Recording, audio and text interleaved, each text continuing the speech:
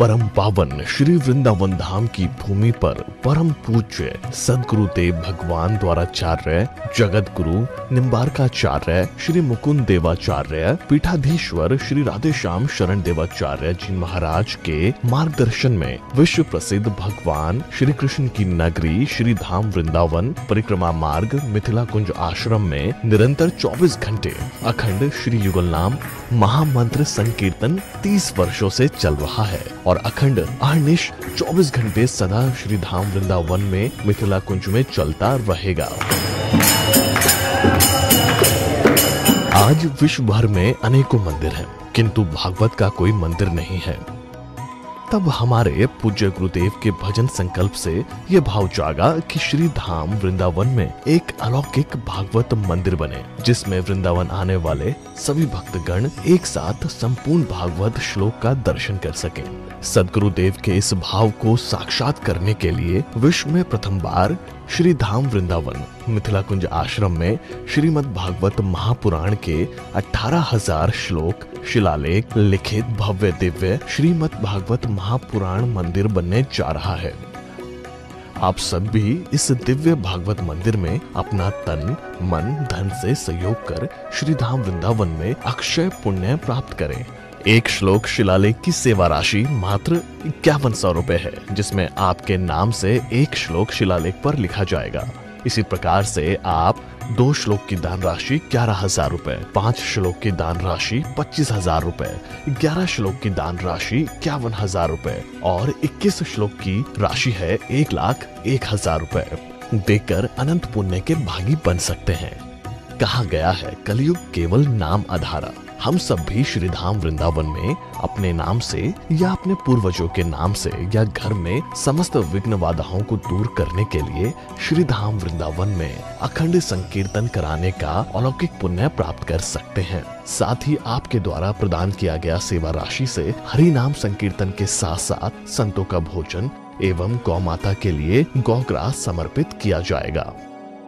आप निम्न राशि प्रदान कर सदस्यता ग्रहण कर सकते हैं। एक दिन का संकीर्तन राशि मात्र 1,500 रुपए, एक माह का संकीर्तन राशि मात्र 15,000 रुपए, 12 माह की संकीर्तन राशि मात्र 21,000 रुपए से आपके नाम से निरंतर अखंड श्री युगल नाम हरि नाम संकीर्तन के साथ साथ साल के 12 माह में 12 दिन 12 संतों का भोजन गौग्रास आदि सेवाएं आपके मरणोपरांत भी चलते रहेंगे। अतः आप एक छोटा सा संकल्प लेकर हमसे जुड़ सकते हैं और श्री धाम वृंदावन मिथिला कुंज आश्रम में आप आजीवन सदस्य रहेंगे। आप वृंदावन में जब भी आएंगे तो आपके रहने की निशुल्क व्यवस्था रहेगी। Account number 15850501309। अकाउंट होल्डर नाम Mithila Kunj trust, RTGS, NEFT, IFSC code ICIC 00010117, branch Vrindavan. Mobile number 9410810861। UPI Mithila Kunj trust @ICICI। ये संस्था 80G के अंतर्गत कर मुक्त है, जिसके द्वारा आप अपने दान पर टैक्स की छूट प्राप्त कर सकते हैं। आपके दान राशि की रसीद आपको बाय पोस्ट संस्था द्वारा भेजी जाएगी। साथ में आपको संस्था का प्रमाण पत्र भी दिया जाएगा। आइए हम सब मिलकर इस दिव्य भागवत मंदिर में अपना तन मन धन से सहयोग कर श्री धाम वृंदावन में एक अलौकिक भागवत श्लोक मंदिर का निर्माण करें। अधिक जानकारी के लिए संपर्क करें और मिथिला कुंज आश्रम से जुड़ने के लिए फेसबुक, यूट्यूब और इंस्टाग्राम मिथिला कुंज ऑफिशियल पेज को फॉलो करें।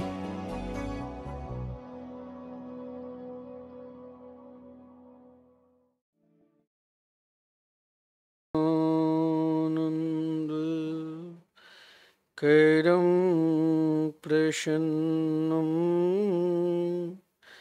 ज्ञानस्वरूपं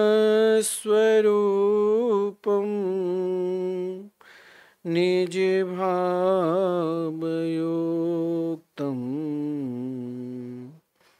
योगीन्द्रमीड्यं भवरोगवेद्यं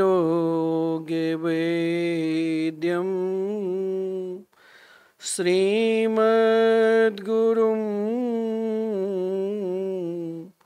नित्यमहं स्मरामि। राधां कृष्णं स्वरूपां वै कृष्णं राधा स्वरूपिणं कलात्मानं निकुञ्जस्थं गुरुरूपं सदा भजे। ये 2 बार हम सब भगवान के मंगलमय नाम का उच्चारण करें।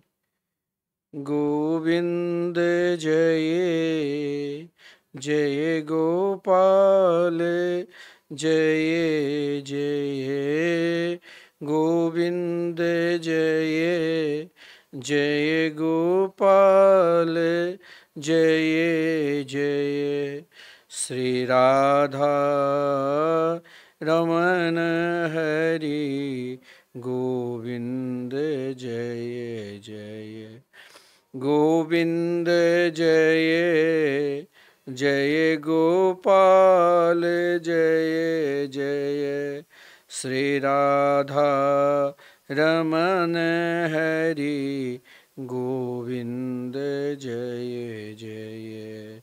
श्री वृंदावन बिहारी लाल की जय। श्री सद्गुरुदेव भगवान की जय। श्रीमद्भागवत महापुराण की जय। श्री सुखदेव जी महाराज की जय। श्री शंकर भगवान की जय। श्री हनुमान जी महाराज की जय। जय जय श्री राधे जय जय श्री राधे। परम मंगलमयी परात्पर अखिलेश्वर अकारण करुणा वरुणालय भक्तवांछित कल्पतरु भगवान श्री कृष्ण के शब्दमयी प्रतिमूर्ति श्रीमद्भागवत कथा श्रवण करने के लिए हम समस्त भागवत प्रेमी इस सत्संग भवन में उपस्थित हैं। हम लोग नित्य सावन मास के पावन शुभ अवसर पर भगवान भोलेनाथ के श्रेष्ठतम समय कहा गया है। इसमें भगवान शिव संपूर्ण जीव मात्र के कल्याण के लिए निरंतर उनके निकट रहते हैं। साथ में शिव शक्ति और श्री कृष्ण भक्ति शक्ति का मिलन श्रीमद्भागवत के हम सब रसास्वादन कर रहे हैं। जो भक्त मिथिलाकुंज यूट्यूब चैनल के माध्यम से इस कथा अमृत का रसास्वादन कर रहे हैं, सभी के राधे राधे। आज श्री धाम वृंदावन के विशेष उत्सव है। आज श्री बांके बिहारी जी जो साल में एक ही दिन सोने के दिव्याति दिव्य झूला पर विराजमान होकर दोनों तरफ अष्ट सखी से युक्त दिव्याति दिव्य आज झूला महोत्सव है। आज वृंदावन के हर मंदिर में ठाकुर जी के सुंदर पोशाक, हरे रंग के पोशाक, सुंदर दिव्याति दिव्य श्रृंगार हैं।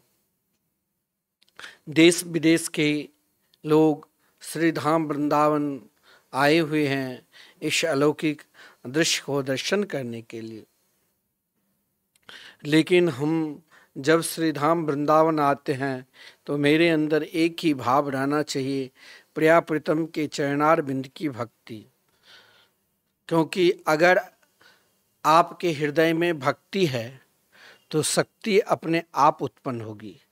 कई लोग कहते हैं कि आज के समय की जो मनस्थिति है, अभी अभी देख रहे हैं बांग्लादेश में जो स्वयं एक मुस्लिम दूसरे मुस्लिम को मार रहे हैं, यानी अपनी ही जाति में जाति दुश्मनी है और जिसका विस्फोट हो रहा है। वहाँ के प्रधानमंत्री भी भारत के शरण में आए हुए हैं।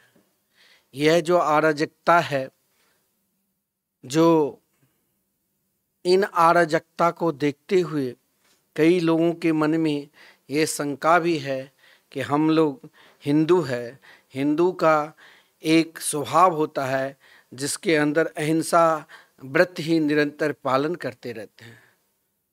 आप अनादिकाल से सबके अलग अलग धर्म ग्रंथ है, किसी धर्म में निरंतर अहिंसा वृत्ति सिखा रहे हैं। आज उसी का प्रभाव है जो बंगाल में आप देख रहे हैं। जिस मंदिर ने हजारों को खिलाया, वही इस्कॉन मंदिर में ना जाने अनेक हिंदुओं को जहाँ पर सताए हैं।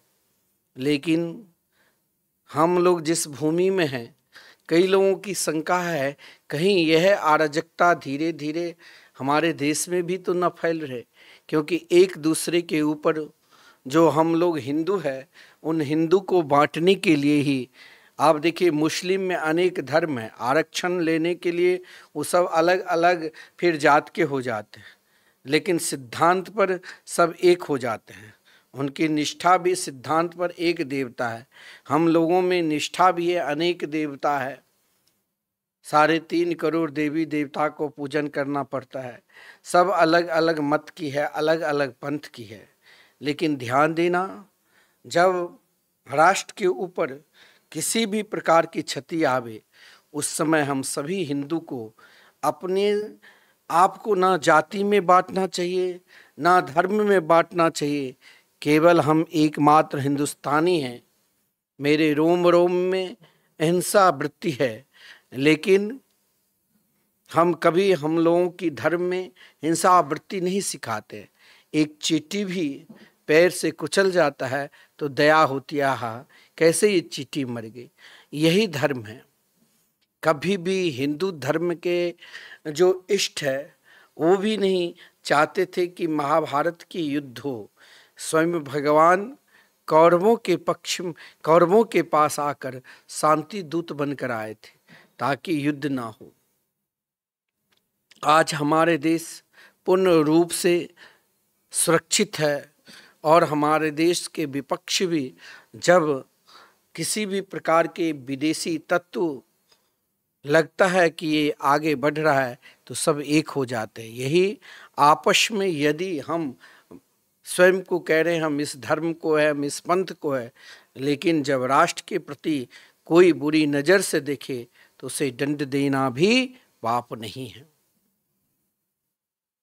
बांग्लादेश में सत्ता की लड़ाई के लिए आपस में कई विदेशी तत्व, केवल आप सोचोगे कि एक ही देश पर लगा हुआ है, सब देश पर लगा हुआ है। सब चाहते हैं कि युद्ध हो आपस में। आज भारत की महानता देखकर, भारत की ऊंचाई स्तर पर देखकर ऐसा नहीं होगा। आपके जितने मित्र बनते हैं उतने शत्रु भी तैयार होते हैं। वो शत्रु घर में भी और बाहर में, क्योंकि घर की शत्रु ही आग लगाता है, तब बाहर की शत्रु उस आग में और आहुति डालते हैं। इसीलिए सज्जनों, हम सभी को निरंतर, ठीक है हमारे पास कोई अस्त्र शस्त्र नहीं है। पहले गांव में परंपरा होती थी कि सबके मकान, कच्चे मकान अधिक थे, झोपड़ी झुग्गी, जिस कारण सब अपने घर में लठिया या नहीं तो भाला रखता ही था। वो हिंसा वृत्ति के लिए नहीं। जब किसी भी प्रकार की संकट आवे तो अपना सुरक्षा रखना भी धर्म है।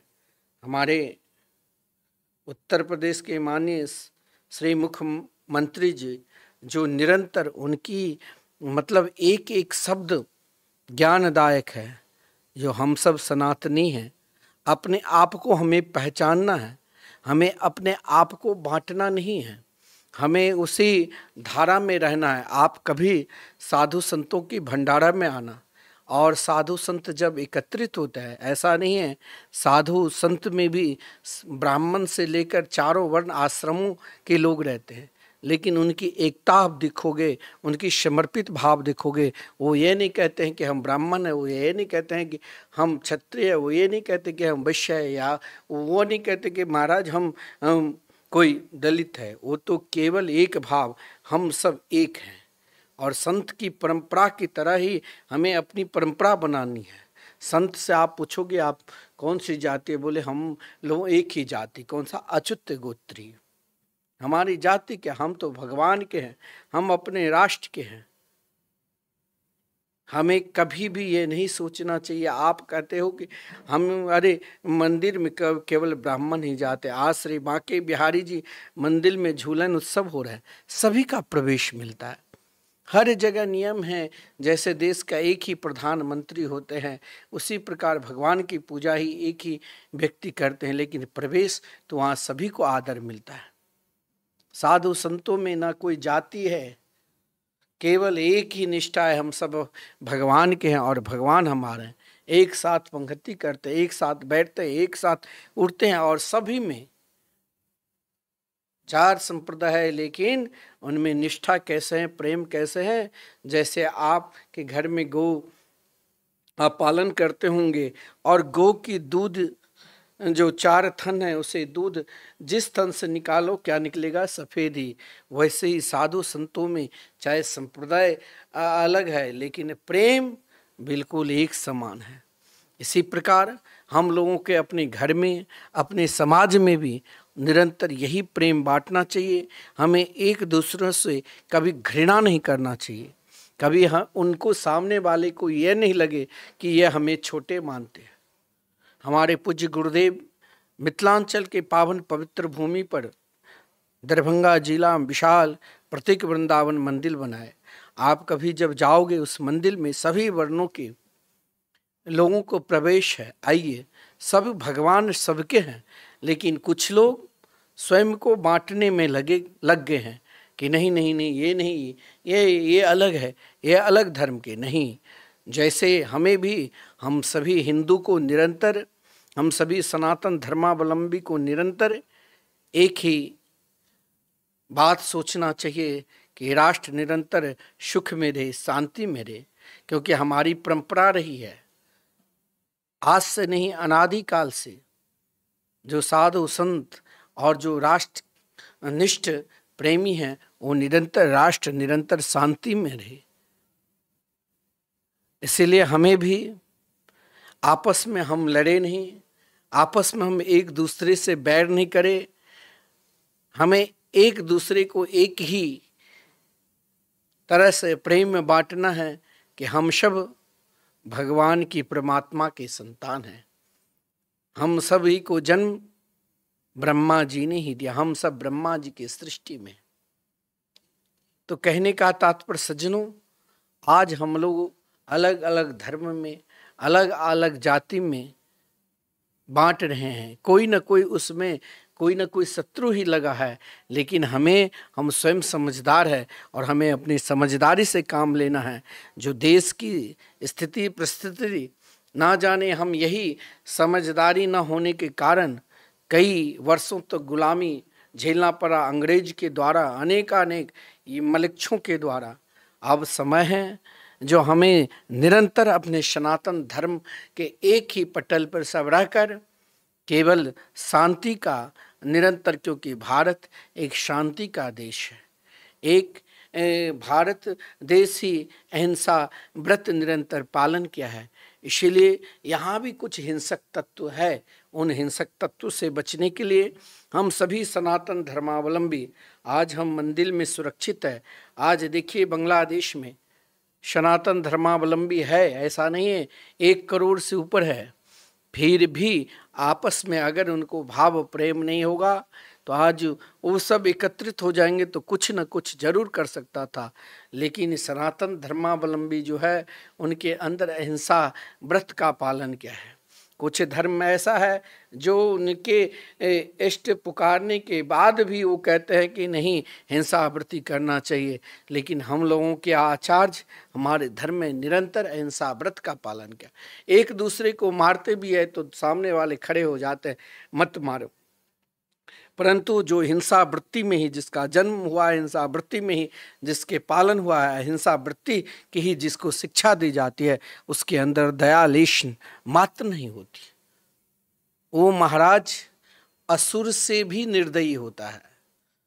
जिसके अंदर दया नहीं, वो महाराज असुर से भी निर्दयी होता है, उसके कोई उपाधि ही नहीं है। इसीलिए सज्जनों, सभी धर्माचार्यों को और सभी साधु संतों को निरंतर एक बात जरूर लोगों को समझाना चाहिए कि हम सभी सनातन धर्मावलंबी, हम सभी एक है। क्योंकि आजकल विदेशी तत्व और कई दुश्मन घर में ही आपस में लड़ा रहे हैं, लेकिन हमें लड़ना नहीं है, क्योंकि लड़ना विनाश के कारण होता है। हो सकता है एक दूसरे लड़ाने के लिए आपको गलत गलत दिशा दे दे। अब आप जरा याद करो, हम अस्त्र शस्त्र नहीं जानते हैं। हमारे आदरणीय प्रधानमंत्री जी आज अग्निवीर योजना जो लाए, ताकि कुछ सनातन धर्मावलंबी अस्त्र शस्त्र सीखना भी सीखे, लेकिन उस तत्व में भी कोई ऐसे महाराज दुष्ट छुपा है जो हम लोगों को भयभीत कर रहा है। अरे तुम्हें क्या मिलेगा? हमें सबसे बड़ा स्वयं को, हम चाहे समस्त अस्त्र शस्त्र संपूर्ण शास्त्रों के ज्ञाता हो जाएंगे, लेकिन जब हमारे ऊपर आक्रमण होगा तो अस्त्र भी जरूरत है। इसीलिए हमारे श्री मुख्यमंत्री जी जो उत्तर प्रदेश के हैं, वो कहते हैं कि भाला और माला दोनों जरूरी है। भाला का उपयोग जब वो समय आएगा तभी करो, लेकिन माला के उपयोग निरंतर करना चाहिए। माला के उपयोग से ही आप बचोगे। कई लोग कहते हैं कि भाई किसी धर्म में तो जो उनका धर्म है उस धर्म में तो है हिंसा वृत्ति सिखाते रहते हैं, लेकिन हम सनातन धर्मावलंबी में निरंतर अहिंसा वृत्ति ही सिखाते हैं, हिंसा वृत्ति नहीं सज्जनों। और आज के प्रसंग जो तृतीय स्कंद का हम सब रसास्वादन करेंगे, इसमें आपको श्रीमान विदुर जी ने धृतराष्ट्र को समझाया। कभी कभी क्या होता है, व्यक्ति ना समझ करते हैं, जानबूझकर भी स्वयं को अपना विनाश अपने सामने देखते हैं। और श्रीमद् भागवत महापुराण के जो तृतीय स्कंध है, क्योंकि श्रीमद् भागवत महापुराण साक्षात कल्प वृक्ष है सज्जनों। जैसे वृक्ष में कंधे होते हैं और उसमें मोटी मोटी डालियां होती है, वैसे ही श्रीमद् भागवत महापुराण में 12 स्कंध है और 335 अध्याय हैं। और मैं आपको नित्य श्रीमद् भागवत महापुराण के माध्यम से आप सभी को भी जागृत करा रहा हूँ कि श्रीधाम वृंदावन में विश्व में प्रथम बार ये अलौकिक दिव्य शब्दमयी भगवान की मूर्ति की स्थापना हो रही है। आप कहोगे शब्दमयी मूर्ति क्या है? तो श्रीमद् भागवत महापुराण, जिसमें 18,000 श्लोक आप सभी भगवत प्रेमी एक साथ दर्शन करेंगे। भागवत के जो 10 लक्षण हैं तृतीय स्कंद में, सर्ग विसर्ग आदि 9 लक्षणों के द्वारा दसम जो परब्रह्म परमात्मा है उसका निरूपण प्रारंभ होते हैं। सर्ग शब्द का अर्थ होता है सज्जनों सृजन, यानी सृष्टि के विस्तार, सर्जनम सर्ग। एक बात ध्यान देना, तृतीय स्कंद में सृष्टि का वर्णन, क्योंकि सृष्टि 2 प्रकार की होती है, एक तत्व क्रम से होती है और सज्जनों दूसरा कर्मानुसार होती है। व्यक्तियों की आकृति, जाति, आयु, उनका विविध योनियों में जन्म, इन सब में भगवान का हाथ होना जरूरी है। सृष्टि के अचित्य रचना परमात्मा के बिना सिद्ध नहीं होती है। इसमें ऐसे ऐसे रहस्य भरे हुए हैं, उनको जानने के लिए सर्ग और विसर्ग और स्थान के द्वारा परमात्मा के स्वरूप को समझना हम सभी को अनिवार्य है। एक बात मैं आपसे विशेष कर कहना चाहता हूँ कि भगवान को समझने के लिए, भगवान के निकट जाने के लिए हमें क्या करना है। आप कहेंगे सज्जनों कि आजकल महाराज लोगों को विश्वास नहीं हो रहा है भगवान के मंगलमय नाम के प्रति। लेकिन एक बात ध्यान रखना, हम यदि अस्त्र शस्त्र चलाना नहीं जानते हैं कोई बात नहीं, लेकिन हम जिनकी उपासना करते हैं श्री राम कृष्ण के, वो निरंतर हम सबकी रक्षा करते हैं। अनादिकाल की बात है, हम सबकी परंपरा रही है। हमारे जो देवी देवता है वो भी समय समय पर अस्त्र उठाते हैं। भगवान श्री कृष्ण के मंगल में मधुर में अगर हम सब नाम के शरणागति को स्वीकार किए हैं तो हमारे पूज्य गुरुदेव कहा करते हैं कि वही नाम भगवान हम सभी के रक्षा करेंगे। सज्जनों, एक बात ध्यान रखना कि आज के जो हम प्रसंग आपको श्रवण करा रहे हैं वो विदुर जी धृतराष्ट्र को, देखा जाए तो दोनों की भ्रातृ संबंध है। अंतर यही है कि माता अलग अलग है, परंतु आज के समय जैसे चल रहा है हम स्वयं समाज को नकारते हैं। यह आज से नहीं है, यह एक मन स्थिति भी है। विदुर जी को जो धृतराष्ट्र को निरंतर राजा शब्द से संबोधन करते थे, भाई शब्द से, वो धृतराष्ट्र अंदर अंदर ग्लानि होती थी कि ये दासी का पुत्र। लेकिन विदुर जी परम महात्मा थे और विदुर जी की पत्नी भी जो निरंतर भगवान के मंगल में मधुर में आनंद में नाम के ही स्मरण करते थे। लेकिन विदुर जी के मन में समय समय पर पद भी मिला था। महाभारत में तो यहाँ तक वर्णन है कि विदुर जी के महल और दुर्योधन के महल दोनों बराबर था। लेकिन जब विदुर जी ने सब कुछ त्याग दिया तब विदुर जी अपने आप को महाराज फिर उस महल में भी नहीं रहा। इसका वर्णन है जब महाराज परीक्षित ने आदरणीय श्रीमान सुखदेव जी से पूछा कि भगवान, मुझे ये जिज्ञासा है कि विदुर जी किस कारण प्रधानमंत्री के पद को त्याग कर गंगा किनारे रहकर हरि स्मरण करने के लिए चले गए, जरा हमें आप बताओ। श्रीमान सुखदेव जी वर्णन करते हैं कि देखिए, विदुर जी महात्मा थे।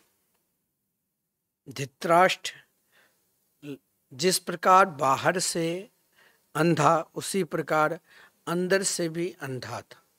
धृतराष्ट्र के अंदर पुत्र मोह तटस्थ था। कभी कभी क्या होता है, मोह जो व्यक्ति के एक दृष्टि में, एक नज़र में, एक ही जगह पर आ जाए तो विनाश के कारण बन जाता है। जैसे धृतराष्ट्र स्वयं अपने आप को विनाश के कारण बता रहा है। पुत्र दुर्योधन जो महादुष्ट दुराचारी, जिसने निरंतर पांडवों के साथ अन्याय ही किया है, कभी लक्षा गृह में जलाने की कोशिश की तो कभी उनकी पत्नी को भी सभा में अपमानित कराने की कोशिश की, कभी महाराज संपूर्ण राज्य को लेकर जंगल में भटकाए, केवल निरंतर पांडवों के अनिष्ट में ही लगे रहते थे। आज आदरणीय श्रीमान विदुर जी ने सोचा कि हम जिस राजा के साथ दे रहे हैं, कहीं इस राजा के अन्न के स्वीकार करने के बाद मेरे भजन में कहीं दुर्गति ना आ जाए, मेरे भजन में कहीं आलसपंती ना आ जाए, मेरे भजन में कहीं विकार ना आ जाए। तो मेरा पहला कर्तव्य है, मेरे भाई राजा है, इनको जरा समझाऊं। विदुर जी जानते थे, क्योंकि विदुर जी और जी की पत्नी दोनों निरंतर श्री कृष्ण आराधना में लगी रहती थी। देखिए, आप जिसके अन्न खाओगे ना, वैसे ही आपकी बुद्धि बनेगी। अन्न, आप अगर अन्न शुद्ध अन्न ग्रहण करते, आप कहोगे नहीं हम तो बार बार अन्न को बहुत स्वच्छ बनाकर पवित्र बनाकर खाते नहीं, लेकिन उस अन्न में किस तरह से विकार है। मान लीजिए कोई आते हैं आश्रम में, दान देते हैं, कोई बहुत सारे दान दिया, बहुत अन्न दान करते हैं, कभी कभी उस अन्नदान से, भंडारा खाने से भी आपके ऊपर दूषित प्रभाव पड़ेगा। क्यों? वो क्या करते हैं, अपना टैक्स बचाकर सोता है चलो मैंने खूब टैक्स चोरी किया है तो इसके कुछ अंश दान कर दूं। वो अन्न खाने से भी विकार हो जाता है, उसने भी राष्ट्र के धन को चोरी किया है। एक घटना है, एक महात्मा के द्वारा मैंने सुना, आपको सुना रहा हूं कि कलकत्ता की एक बार एक वेश्या वृंदावन में भंडारा करवाने आया। उस भंडारा में एक अच्छे परंपरागत श्रेष्ठ भजनानंदी महात्मा जी ने भी जाकर भोजन पाया। भोजन करने के बाद जो निरंतर जिनके चित्त भगवान के चरणार बिंद में ही समर्पित रहता था, जो संपूर्ण प्राणी के लिए सुख और शांति के लिए आराधना करते रहते थे, जिनका भाव निरंतर भगवान की चरणार बिंद में ही लगा रहता था, जब वो भोजन करके लौटा, भोजन करने के बाद सज्जनों उनकी चित्तवृत्ति बिल्कुल ठीक नहीं रही। जब शाम में कथा करने के लिए बैठे तो रोज भगवान की कथा, जैसे आप मासिक कथा श्रवण कर रहे हो, कई भक्त ऐसा है जो नित्य कथा सुनते हैं, कई फोन भी करते हैं कि महाराज श्री मैंने आपके द्वारा सप्ताह कथा सुनी, लेकिन इस बार बहुत आनंद आ रहा है, जो एक एक प्रसंग आप बहुत सुंदर समझा रहे हैं। मैंने कहा कि जिस तरह मैं कथा सुना रहा हूँ वर्षों लग जाएंगे। कहा जितने दिन लगे आप श्रवण कराते रहिए। और इस कथा के जो मुख्य यजमान हैं उसने कहा इस बार जहाँ तक प्रसंग जाए वहाँ तक आप सुनाइए, फिर दोबारा हमको सुनाना उसके बाद, लेकिन मुझे संपूर्ण श्रीमद् भागवत महापुराण आप जरूर श्रवण कराना। मैंने कहा भाई हमारी बुद्धि यथाधीतम तथा मति, मैं जो जानता हूँ वो आपको जरूर श्रवण कराऊंगा। तो आइए, मैं क्या बता रहा था कि अपनी चित्त वृत्ति को परमात्मा के चरणार बिंद में लगाना है तो शुद्ध भोजन भी करना।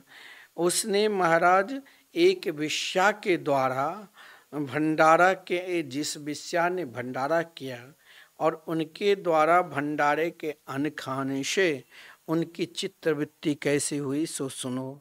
जब वो कथा करने के लिए बैठे तो कहा कि ग्रंथ बंद कर दिया और कहा कि देखो इस ग्रंथ को जाओ यमुना जी में बहाओ। अब वो अपने अंदर, उसके अंदर चित्तवृत्ति अन्न खाने से कहा मैं कोई संत नहीं हूँ, मैं यमुना में जाकर अपनी जान दे दूंगा, मुझे तो सब जगह ऐसी दशा देख रहा, जब मैं बैठता हूँ ध्यान में तो नग्न ही नग्न तस्वीरें दिखाई दे रही है। संत की ये वृत्ति को देखकर उनके निकट जो भजनानंदी थे, जिसने आज किसी कारणवश भजन मतलब भंडारा में नहीं गए, उसके जो कृपा पात्र थे, शिष्य थे, उसने ने बस पूछा कि भगवान गुरुदेव आप ये बताओ कि कृपा करके बताओ आज के भंडारा किसकी तरफ से था। पता चला कि एक वेश्या की तरह, जो महाराज पश्चिम बंगाल की ओर रहती थी, एक वेश्या के भंडारा था। आज का भंडारा उन्हीं के द्वारा था। उसने सोचा चलो मैं जीवन भर अपनी देह को बेचकर धन कमाया और अंत समय में सोचा कि वृंदावन में भंडारा करके अपना शुभ कर्म कर लूं। संतों का पेट तो भरा, परंतु सज्जनों बुद्धि उनके बिगड़ गई। कहा गया है ना, जैसे अन्न वैसे मन। शुद्ध अन्न खाने से शुद्ध मति होती है। हमारे पूज्य गुरुदेव निरंतर अक्सर भंडारों से निरंतर बचते रहते थे। अगर फिर भी कभी उन्हें कहीं जाना पड़ता था तो सबसे कम महाराज भक्त ने कुछ अगर दे दिया तो उसने कहा चलो इसको ठाकुर जी को भोग लगाएं। कहीं ऐसा ऐसा महापुरुष है जो व्यवहार के लिए तो जाना पड़ता है, लेकिन उस वृत्ति को, उस अन्न को ग्रहण नहीं करते हैं। सज्जनों, इधर जब विदुर जी ने सोचा कि धृतराष्ट्र के वृत्ति को एक कर्तव्य है कि मैं सही मार्ग पर लाऊं, अगर यह सही मार्ग पर नहीं आता है तो फिर इसे त्यागना भी कोई पाप नहीं है, क्योंकि इनके खाने से और इनके संग रहने से कहीं मैं जिस रूप माधुरी के निरंतर चिंतन करता हूँ, श्री कृष्ण कन्हैया के मंगल में नाम लेता हूँ, कहीं इनकी प्रवृत्ति, इनके प्रभाव मेरे ऊपर न आ जाए। या तो मैं इनको अपने समान बनाऊं या मैं इसे त्याग दूं। आज श्रीमान विदुर जी धृतराष्ट्र के पास आए। विदुर जी बड़ा सौम्य सरल स्वभाव के महापुरुष थे। धृतराष्ट्र के चरणों में प्रणाम किया और प्रणाम करते हुए धृतराष्ट्र को शब्द भावना की उपदेश दिए। कहा, ये जो आपके पुत्र दुर्योधन है ना, ये आपके लगता है पूर्व जन्म के पाप ही पुत्र के रूप में आए। जो पुत्र अपने पिता की सारी प्रतिष्ठा को नष्ट कर दे, समझ लो वो पूर्व जन्म के पाप ही है। जो पुत्र अपने पिता के संपूर्ण धन को नष्ट करने लग जाए, समझ लेना पूर्व जन्म के ऋणानुबंधी ही पुत्र है। जो पुत्र सारा धन सामग्री को नष्ट करके सारी प्रतिष्ठा को निरंतर लड़ाई झगड़ा में ही लगे रहे, वो भी समझ लेना पूर्व जन्म के अधर्म ही पुत्र के रूप में आया, जो एक दूसरे से प्रेम नहीं रहने दिया, जो दुर्योधन के स्वभाव था। दुर्योधन की तो ऐसा स्वभाव था जो भगवान को भी नहीं मानते थे। फिर भी आदरणीय श्रीमान विदुर जी ने प्रयास किया और विदुर जी धृतराष्ट्र को आकर समझाया कि देखो धृतराष्ट्र, यह जो आपके पुत्र है ना, वो महादुष्ट है, अधर्मी है, निरंतर पांडवों के प्रति ही अनिष्ट सोचते रहते हैं। ऐसे अधर्मी को त्याग दो। इनके त्यागने से राष्ट्र की शांति, सुख और समृद्धि बनी रहेगी। परंतु दुर्योधन के जो चापलूसी करता था, ये चापलूसी करता भी बहुत दुखदाई के कारण होता है। उसने दुर्योधन को सूचना दी और दुर्योधन ने आकर, दुर्योधन, दुशासन, कर्ण और गण, शुकनी, ये सब आकर आदरणीय श्रीमान विदुर जी को अपमान करने लग गया। कहा, अरे दासी का पुत्र, देखिए अभी पद पर थे, फिर भी ऐसा संबोधन नहीं करना चाहिए जो सामने वाले को कष्ट हो, दुख हो। कहा, अरे दासी का पुत्र, तुम इस राज्य में रहने लायक भी नहीं हो, इस पद के लायक भी नहीं हो। लगता है कि तुम्हारी जीवा को काट दूं। विदुर जी फिर भी कोई उत्तर नहीं दिया। विदुर जी ने क्या किया, यही समझदारी का काम किया। विदुर जी ने कहा, ये लो महाराज धनुष बाण, ये लो घर की चाबी। और विदुर जी अपनी पत्नी के साथ, विदुर जी के पत्नी के नाम महात्मा लोग कहते हैं शुलभा थे, अपनी पत्नी को साथ में लेकर विदुर जी चल दिए। विदुर जी ने कहा, तुम सब कुछ ले सकते हो, लेकिन तुम एक नहीं ले सकती हो, वो वहाँ तक तुम्हारा प्रवेश है ही नहीं। क्या? मैं जिनकी आराधना करता हूँ, मैं जिनकी उपासना करता हूँ, मैं जिनके निरंतर नाम का स्मरण करता हूँ, उन श्री कृष्ण कन्हैया के मंगलमय नाम तो मुझसे नहीं छीन सकते हो। लेकिन विदुर जी ने क्या लिया सजनों जानते हो? सह निर्गत कौरव पुण्य लब्धो। कौरव के पुण्य को ही लेकर चले गए। ध्यान देना, कोई महात्मा भजनानंदी है, उसे कभी भी अपमान नहीं करना चाहिए। जिस दिन आप महात्मा को अपमान करने लग जाओगे, समझ लेना विनाश के कारण अब आने वाले हैं। ये एक संकेत है। महात्मा के अपमान आजकल महाराज कई कालनेमी, ऐसा नहीं है, कालनेमी भी तो हनुमान जी को कथा श्रवण कराए थे ना, कई कालनेमी भी है। लेकिन उन कालनेमी के आड़ में आप महात्माओं को कभी कभी गाली देने लगते हो। ऐसे ऐसे संत महापुरुष है जिनको आप पहचान नहीं सकते हो। वो इतने दयालु होते हैं, उतने कृपालु होते हैं, चाहे आप नाना प्रकार के अपमान भी कर दो तो भी वो कुछ बोलेंगे नहीं। वो निरंतर अपने प्राण वल्लभ गोविंद के निरंतर चिंतन करते रहेंगे। वो आपको कुछ कहेंगे ही नहीं। लेकिन आप यह भी मत सोच लेना कि वो हमें कुछ संकेत नहीं दे रहे हैं, वो आपको संकेत देकर ही जाएगा। क्योंकि आपके अंदर जो आपका कुछ पुण्य बचा है वही नष्ट हो जाएगा।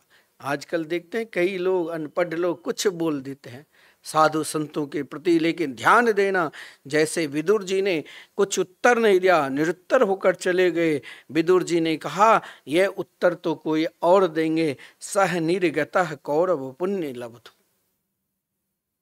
उनके पुण्य को लेकर ही चल दिए। यहाँ गंगा के किनारे में रहकर कोई बढ़िया व्यवस्था नहीं, फिर भी धैर्य देखिए।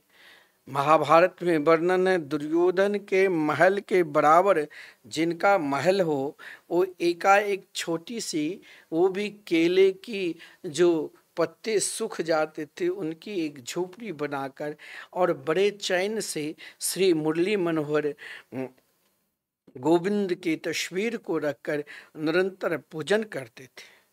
लेकिन कई लोग कहते हैं कि देखिए हमारे देश के प्रधानमंत्री जहां बांग्लादेश में इतने हिंदू को मार रहे हैं, आक्रमण करना चाहिए। लेकिन ध्यान देना, युद्ध जो है ना, युद्ध जब सारा प्रयास बंद हो जाए तब ही युद्ध के प्रयास करना चाहिए। देखिए महाभारत के युद्ध, जिस युद्ध के लिए सब तैयार थे, पांडवों के भी जितने पक्षकार थे, श्री कृष्ण से यही कहा कि प्रभु अब आप मत जाइए हस्तिनापुर, मत समझाइए आप दुर्योधन को, क्योंकि वो समझने वाले नहीं हैं। वो आपको भी कहीं अपमान न कर दे, क्योंकि दुष्ट कभी समझता नहीं है। लेकिन भगवान भगवान है। भगवान ने कहा युद्ध से राष्ट्र की क्षति होगी।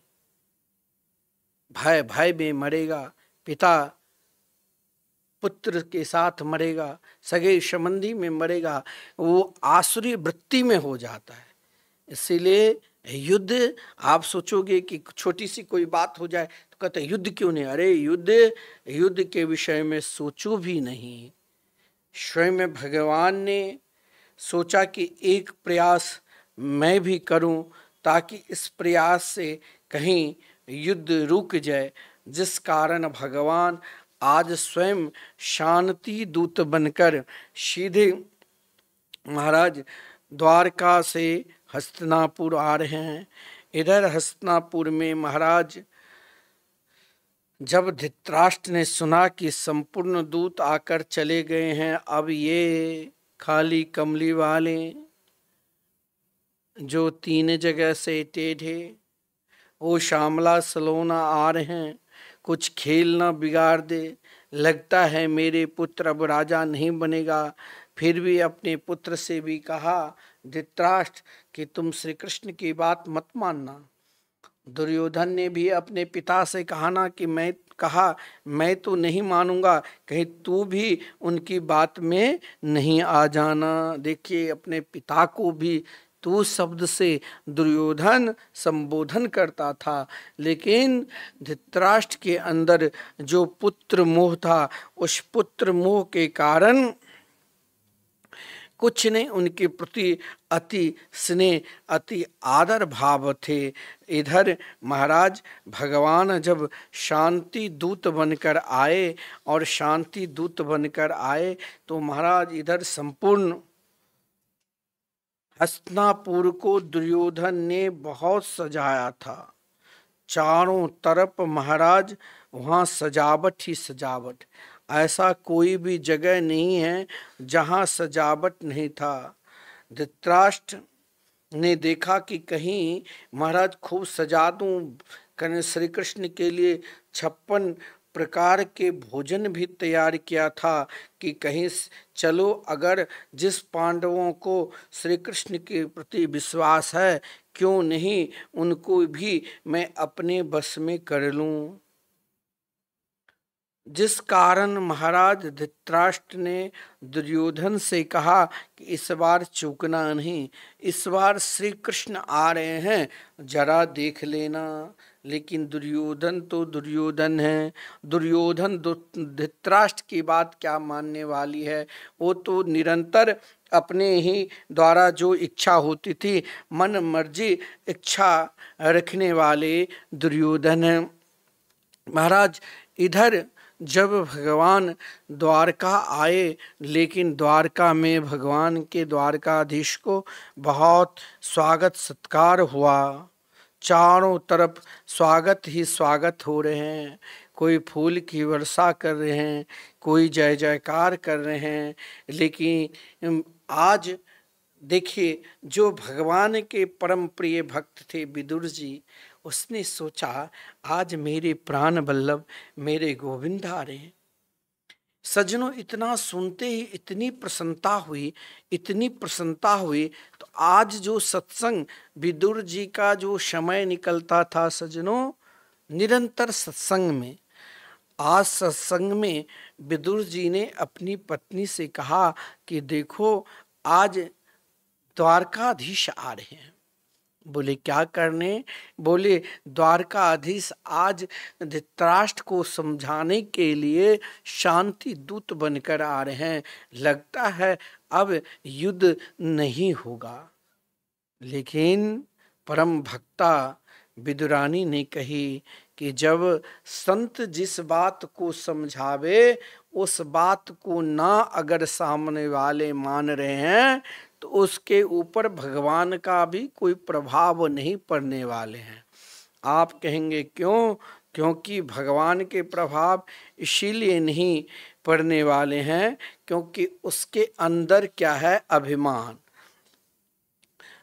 अगर अभिमानी है, निरंतर इच्छा शक्ति में ही जी रहे हैं, तो उनके ऊपर संत के प्रभाव जब नहीं पड़ा तो भगवान के प्रभाव क्या पड़ेगा? अगर महाराज विदुर जी के द्वारा उनकी वाणी को, उनकी नीति को धृतराष्ट्र मान लेते और दुर्योधन उसे स्वीकार कर लेते तो महाभारत के युद्ध नहीं होता। लेकिन विदुर जी की बात नहीं मानकर बल्कि विदुर जी को तिरस्कार कर दिया, और विदुर जी को तिरस्कार कर दिया तो क्या वो भगवान को मान सकते हैं? कदापि नहीं। एक महात्मा कहा करते थे, देखो भगवान के दर्शन बाद में करो, पहले भगवान को पहचानना है तो संत के पास जाओ, जो नाम जापक साधु संत महापुरुष है उनके निकट रहो। वो तुमको, जब तुम कोई महाराज मार्ग में जा रहे हैं और मार्ग में जब वो एक उनको सामने पारस मणि मिल गया, उसने देखा कोई ये तो कांच के टुकड़ा है और उसे क्या ज्ञान के पारस मणि है, उसने फिर उसे वही मिट्टी में और गाड़ दिया, वो क्या जान सकता है। भगवान को वही पहचान सकते हैं। दुर्योधन के जीवन में भगवान एक बार ने अनेकों बार मिले होंगे, दुर्योधन दुशासन, लेकिन उनके जीवन में प्रभाव क्यों नहीं पड़ा? क्योंकि उसने उससे जो प्रभाव डालने वाले थे उन्हीं को तिरस्कार कर दिया। किसको? तो विदुर जी जैसे महात्मा को। पांडवों के ऊपर निरंतर भगवान के प्रति निष्ठा क्यों बनी रहती थी? क्योंकि पांडवों ने निरंतर साधु संत महात्मा को निरंतर सम्मान किया, आदर किया। हर हमेशा हर क्षण पांडवों ने केवल महात्मा की वाणी मानकर आदर करते थे, सम्मान करते थे निरंतर, जिस कारण पांडवों को पहचान मिल गया था परमात्मा को। लेकिन दुर्योधन के अंदर पहचान क्यों नहीं मिला? क्योंकि दुर्योधन ने महात्मा को तिरस्कार किए थे, महात्मा को अपमान किए थे। वो भी विदुर जी जैसे महात्मा जो निरंतर भगवान के रूप माधुरी के रसास्वादन करते थे, उनकी निरंतर कथा मृत के रसास्वादन करते रहते थे। आज विदुर जी जब अपनी पत्नी विदुरानी से कहा कि कल द्वारकाधीश आने वाले हैं, ये सुनकर विदुरानी के हृदय में बहुत प्रसन्नता हुई, अपार प्रेम हो रही है और उन अपार प्रेम के साथ भगवान के नित्य लीला को गान कर रही है, उनको पुकार रही है। आज भगवान के लिए सोच रही है कौन सी भोग लगाऊं, क्या लगाऊं। देखो सजनों, घर में कुछ था भी नहीं। जो महाराज वही केले के वन में जो कोई फल मिलता था नीचे गिरा हुआ, उसे एकत्रित कर भगवान को भोग लगाते थे और वही भोग के सहारे महाराज विदुर जी अपने दिनचर्या बिताते थे। लेकिन विदुरानी ने कही कि हे प्रभु, अपने पतिदेव से कि आप चिंता न करो, मैं भली ही गरीब हूं तो क्या हुआ। गरीब होना देखिए सज्जनों कोई अपराध नहीं है। कोई कहे कि अरे आप गरीब हो, आपको भगवान नहीं मिलेंगे। देखिए गरीब होना, धनवान होना ये तो प्रारब्ध है, गरीब होना कोई अपराध नहीं है। स्वयं विदुरानी ने विदुर जी से कहा, आपने कथा में कई बार कहा है प्रभु तो केवल भाव के भूखे हैं, भगवान गरीबों से भी अधिक प्रेम करते हैं। जितने प्रेम धनवान से करते हैं वो तो एक ही प्रेम करते हैं, क्या? सबसे ऊंची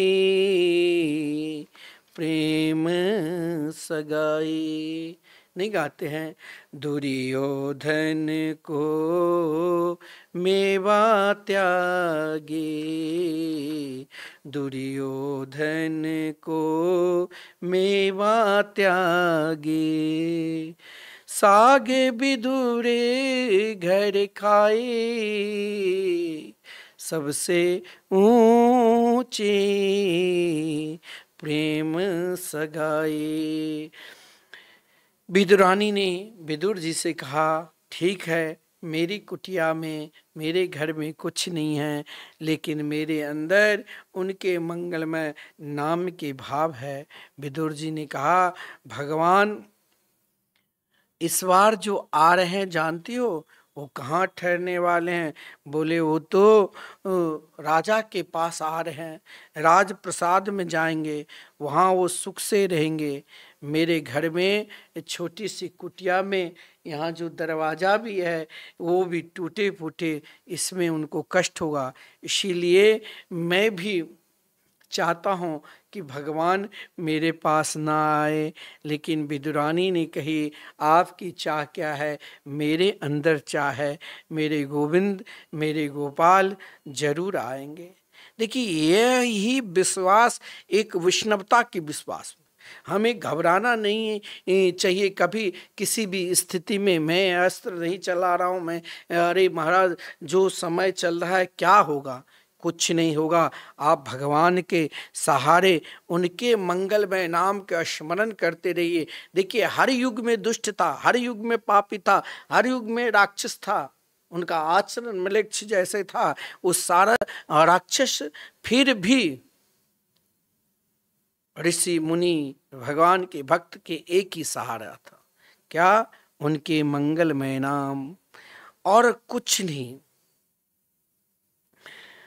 विदुरानी के अंदर श्री कृष्ण दर्शन करने की इतनी जिज्ञासा हो गई, इतनी जिज्ञासा हो गई, जो विदुर जी बार बार कह रहे हैं कि इस बार हो तो राजा के पास आ रहे हैं, मैंने सुना कि शांति दूत बनकर आ रहे हैं, वो तो महल में ठहरेंगे, उनके लिए 56 प्रकार की व्यंजन तैयार है।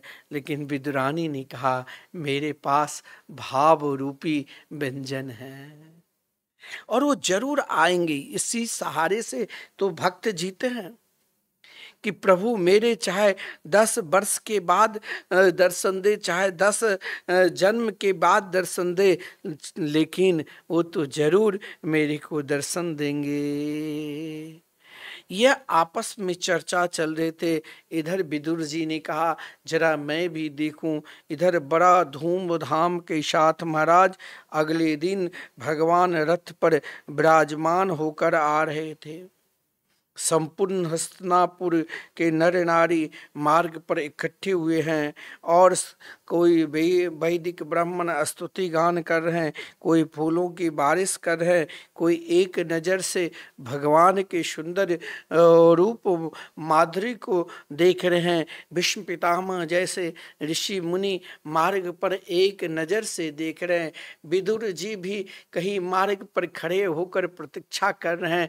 चलो, इतनी भीड़ में देखिए, भगवान जो भगवान के प्रिय होते हैं ना, भगवान लगता है लोग सब देखते हैं कि भगवान हमको देख रहे हैं, लेकिन भगवान अपने प्रिय भक्त को निरंतर देखते रहते हैं। भगवान भी रथ से चारों तरफ देख रहे हैं, लेकिन खोज रहे हैं कि विदुर जी भी कहीं न कहीं जरूर मिलेगा। ऐसे नज़र क्या, तो एक नज़र से एक नज़र विदुर जी की ओर देखा और भगवान ने कहा, विदुर जी आप चिंता मत करो, मैं शीघ्र ही आपके ही घर में आने वाला हूँ। लेकिन विदुर जी उस भाव को नहीं जान पाए। आप कहोगे कि विदुर जी ने उस भाव को क्यों नहीं जान पाए? तो एक महात्मा कह रहे हैं, अगर जान भी गए तो विदुर जी सोचने लगे, कन्हैया माखन खाते हैं तो माखन के उद्यम के लिए किसी गौशाला की ओर जा रहे थे। इधर विदुरानी की जो विदुर जी की जो पत्नी विदुरानी है, उसके हृदय में बड़ी कातरता, आदरता भाव से सेवा में डूबी हुई है, भगवान से प्रार्थना कर रही है, हे प्रभु, हे मेरे गोविंद, हे मेरे श्याम सुंदर, मैंने आपके लिए तो सर्वस्व त्याग दिया है, फिर भी आप क्या हमें दर्शन नहीं दोगे? क्या आप मेरे पास नहीं आओगे? विदुरानी कहती है कि गोपियां सच में कहती है, कन्हैया के पीछे जो लग जाता है उसी को वो रुलाता है। आपके लिए मैंने, विदुरानी बोलती है, मैंने संसार की समस्त सुख सुविधा को त्याग दिया, सर्वस्व त्याग दिया, केवल आपके चरणार बिंद को प्राप्त करने के लिए। फिर भी क्या आप दुर्योधन के घर में ठहरेंगे? क्या आप मेरे घर नहीं आएंगे? मानो भगवान ने कहा, हाँ जरूर आऊँगा। क्योंकि देखिए, विदुरानी उस भाव के साथ ऐसे डूब गई और प्रभु के नाम के स्मरण करने लगी। नाम के स्मरण देखिए क्या है, श्री कृष्ण को सबसे अति प्रिय क्या है आप जानते हो? सबसे अति प्रिय क्या है? कीर्तन भक्ति। जो भाव के साथ उनके मंगलमय नाम के स्मरण करते हैं। श्रीमान सूर्यदास जी भजन करते तो श्री कृष्ण सूर्यदास जी के निकट आकर उनके पास उनका तंबूरा जो बजाते थे वो दे देते। सूरदास जी कीर्तन गाते और स्वयं भगवान सुनते, क्योंकि भगवान की भी प्रतिज्ञा है, ना हम वसामि वैकुंठे योगिनां हृदयेन च मद्भक्ता यत्र गायन्ति तत्र तिष्ठामि नारद। भगवान नारद जी से कहते हैं कि ना तो मैं वैकुंठ में वास करता हूँ, ना योगियों के हृदय में वास करता हूँ। इस शब्द को ध्यान देना, भगवान कहाँ वास करते हैं, भगवान कहाँ रहते हैं। भगवान बोले, जो महात्मा, जो भक्त निरंतर मेरे नाम का स्मरण करते हैं, कीर्तन करते हैं, मैं सदा वहीं पर रहता हूँ। इसीलिए मैं कहता हूँ, ये वृंदावन में जहाँ मिथिला कुंज की पवित्र भूमि पर श्री राधा मोहन मंदिर के निकट जो श्रीमद् भागवत महापुराण के मंदिर जो बनने जा रहे हैं, जो वर्तमान समय में निर्माणाधीन हैं, और इस संपूर्ण भागवत मंदिर में 18,000 श्लोक को आप एक साथ दर्शन करोगे। देखिए, एक श्लोक भी आप समर्पित करते हैं ना, तो आप स्वयं भगवान को, महाराज प्रियाप्रीतम को प्रतिष्ठा करें श्री धाम वृंदावन में। और एक मुझे विश्वास है कि इस भागवत मंदिर में उनका ही सहयोग आएगा जो सही में जिनकी निष्ठा भगवान नाम के प्रति है। क्योंकि यहाँ लगातार 31 वर्षों से राधे कृष्ण कृष्ण कृष्ण राधे राधे, राधे श्याम श्याम श्याम राधे राधे, इस बार 32 वर्ष प्रारंभ हो चुके हैं। जो नित्य आप 7 बजे संकीर्तन श्रवण करते हो, यही नाम के 24 घंटे संकीर्तन चल रहे हैं। आज श्री बांके बिहारी जी के झूला उत्सव है और हम सभी को ये उत्सव अभी चलता रहेगा। महाराज 1-2 दिन नहीं, अभी लगातार श्री बांके बिहारी जी तो एक ही दिन बैठते हैं झूला पर, लेकिन श्री धाम वृंदावन में ये झूला उत्सव पूर्णिमा तक चलते रहेंगे। आप भी जरूर श्री धाम वृंदावन में संकीर्तन जरूर कराओ। देखिए, कीर्तन भक्ति क्या श्रेष्ठ है, मैं ये बता रहा हूँ।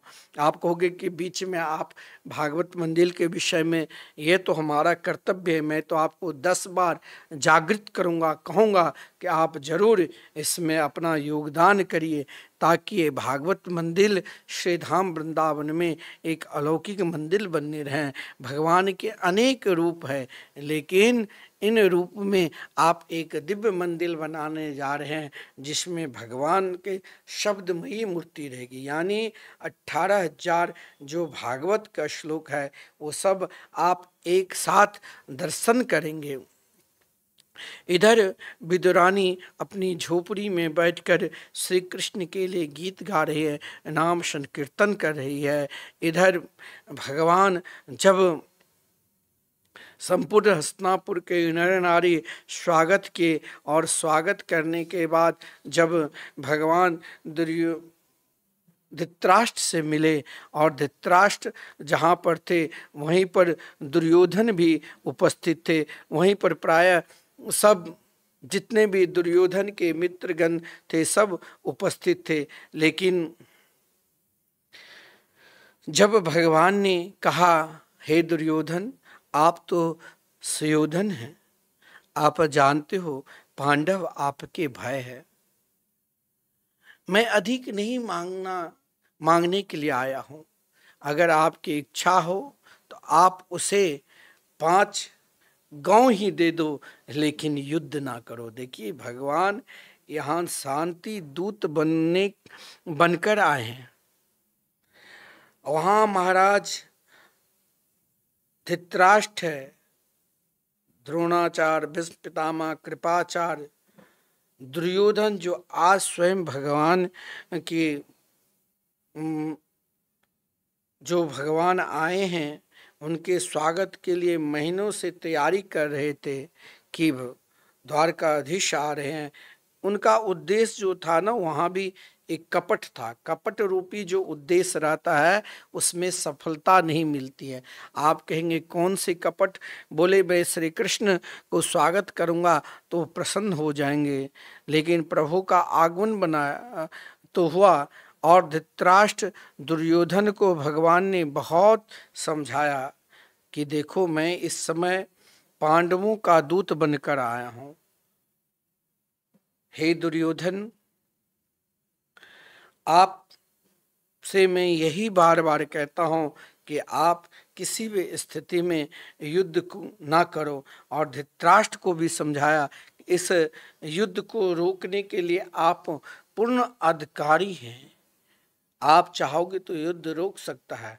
लेकिन देखिए, भगवान तो केवल 5 गांव मांग रहा था कि देखो, ये श्री दिनकर जी ने इसका बहुत सुंदर कवि हैं, बड़ा सुंदर भाव दिया कि वर्षों तक वन में घूम घूम कर, पांडवों ने वर्षों तक वन में घूमा है, बाधा विघ्नों को चूम चूम कर, सधूप धाम पानी पत्थर पांडव आए कुछ और निखर, सौभाग्य न सब दिन सोता है, देखे आगे क्या होता है।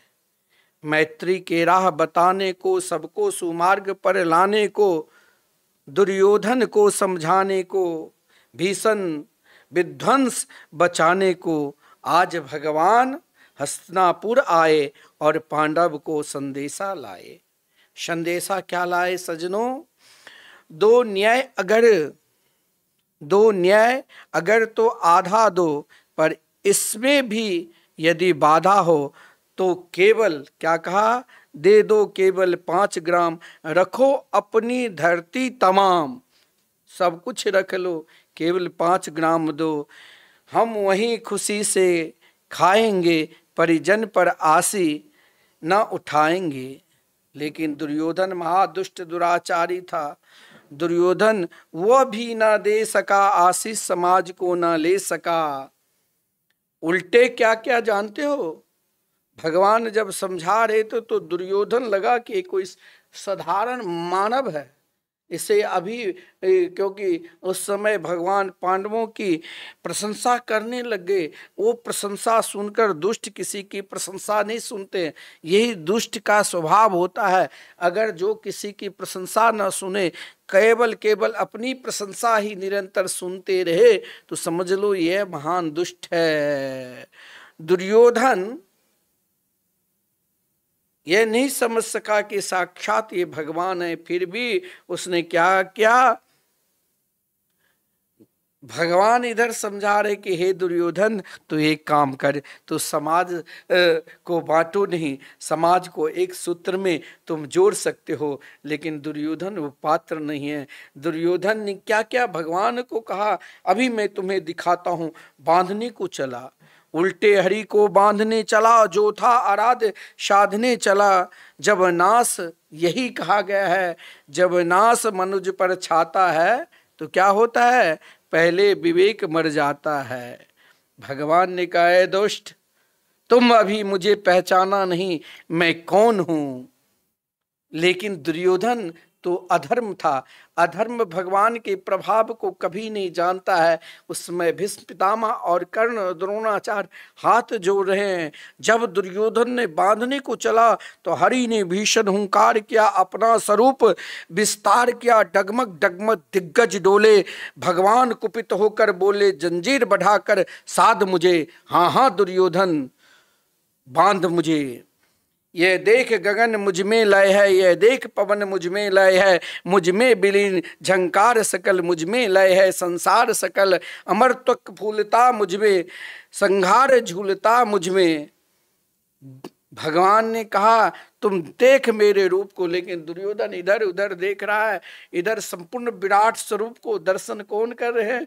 तो केवल पितामह भीष्म, द्रोणाचार्य, कृपाचार्य और कर्ण भी। उद्याचल मेरा दीप्त भाल, भूमंडल वक्षस्थल विशाल, भुज परिधि बंद को घेरे हैं, मेनाक मेरू पग मेरे हैं, दीप्ते जो ग्रह नक्षत्र निखर, सब है मेरे मुख के अंदर। दुर्योधन नहीं समझ रहा है।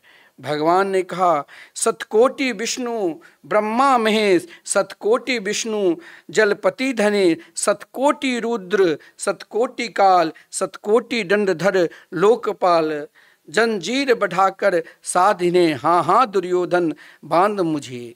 दुर्योधन आश्चर्यचकित है। दुर्योधन अपने आप को डर गया। अगर दुर्योधन अब सोच रहा है क्या करूं, भगवान कहा कि बांधने मुझे तो आया है, जंजीर बड़ी क्या लाया है, यदि मुझे बांधना चाहे मन, पहले तो बांध अनंत गगन, सुने को साध न सकता, वह मुझे बांध कब सकता। तुम्हारी ताकत नहीं है। दुनिया में अगर कोई भक्त मुझे बांधा तो माता यशोदा की प्रेम ही, तो क्या बांध सकते हो दुर्योधन। दुर्योधन आश्चर्यचकित है। दुर्योधन सोच रहा है कि मैं क्या करूं। दुर्योधन अपने आप में विचलित हो चुका था। दुर्योधन अपने आप को सोचा कि भाई इतने लंबे चौड़े भगवान के रूप को देखकर दुर्योधन घबरा गया था। दुर्योधन की बुद्धि काम नहीं कर रही है। भगवान के उस विराट रूप को देखकर दुर्योधन डर गया पूर्ण रूप से, क्योंकि भगवान को तो वही पहचान सकता है जो उनके परम प्रिय भक्त है। उसी समय महाराज भीष्म पितामह हाथ जोड़कर खड़े हैं। सब हाथ जोड़ने लगे। भगवान भी शांत हो गए। भगवान ने कुछ क्षण के लिए सबकी ओर देखा। इधर कर्ण भी विचलित हो गए। यहाँ भगवान ने कर्ण से एकांत में मिलकर बड़ा विलक्षण कर्ण को भी उपदेश दिए। भगवान इधर महाराज भीष्म पितामह ने कहा, प्रभु चलो अब भोजन के समय हो चुका है। लेकिन भगवान किसी के द्वार पर नहीं गए। भगवान जब जाते हैं तो अपने परम भक्त के द्वार पर। इधर विदुरानी प्रतीक्षा कर रही है। इधर विदुर जी माखन लेने के लिए गौशाला गए थे और माखन लेकर आ रहे थे। तब तक भगवान दरवाजा खटखटाने लगे। विदुरानी महात्मा लोग कोई कहते हैं स्नान कर रहे थे।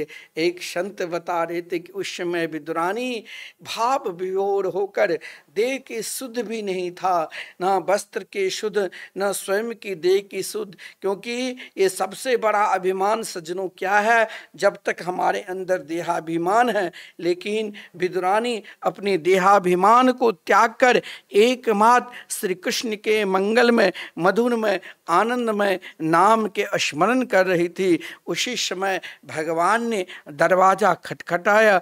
जो ही विदुरानी ने दरवाजा को खोल कर देखा तो सामने द्वारकाधीश श्री कृष्ण को भाव के साथ एक नजर से देखने लग गई। बार बार देख रहे हैं, बार बार देख रहे हैं। लेकिन देखते देखते भगवान ने एक लीला कर दी। भगवान ने कहा, चाची मुझे भूख लगा। विदुर जी को भगवान चाचा कहते थे। देखिए, विदुर जी को दुर्योधन दासी के पुत्र बोलते थे। लेकिन हमारे प्रभु, यही तो तुम भगवान को पहचाने नहीं। भगवान सबको सम्मान देते हैं। भगवान विदुर जी को निरंतर चाचा कहा और विदुर जी को सम्मान दिया। विदुरानी से कहा, चाची मुझे भूख लगी है। लेकिन विदुरानी ने देखा बटलोही में भी कुछ नहीं, केले का फल दिया। लेकिन कृष्ण के मुखार बिंद को देखते देखते ऐसे भाव समाधि में चली गई जो देह के शुद्ध रहा नहीं। और गिरी को नीचे गिरा कर केले के छिलके कृष्ण के मुख में डालती थी। कन्हैया भी मुस्कुराते हुए बड़े आनंद के साथ उस केले को खाते थे। महाराज, आज वो स्वाद भगवान को मिल रहे थे जो मैया यशोदा अपनी गोद में बिठाकर माखन खिलाते थे।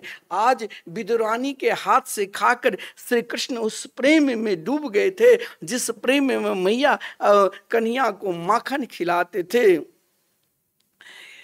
इधर जब उस भाव को विदुर जी लेने के लिए आए, भगवान विदुरानी को हाथ पकड़ ली कि तुम ये क्या कर रही हो, भगवान को तो माखन खिलाओ। भगवान ने कहा ये आपने क्या क्या चाचा, आज जो मुझे इस छिलका में आनंद आया, भगवान ने अपने परम प्रिय भक्त से यही कहा कि मुझे 2 अवतार में जो आनंद मिला वो कहीं नहीं। जब रामा अवतार में सबरी ने झूठन बैर को खिलाए, उस झूठन बैर में वो आनंद देखा कि माता कौशल्या अपनी महल में गोद में बिठाकर जब भगवान ठुमुक ठुमुक कर चलते थे तो मैया उसको दही भात खिलाती थी। वो जो स्वाद मिला वही मैया यशोदा के माखन में स्वाद मिला। सो आज मुझे भगवान 2 जगह सबरी के झूठन बैर और विदुरानी के छिलके के विषय में कहा, मुझे वही आनंद मिल रहा है। देखिए भगवान को आए थे शांति दूत बन कर ताकि कुछ समझ में आ जाए दुर्योधन के, लेकिन अधर्मी जो होता है, अधर्मी भगवान की महिमा को उनके लिए कैसे लगता है जानते हो, विष की तरह।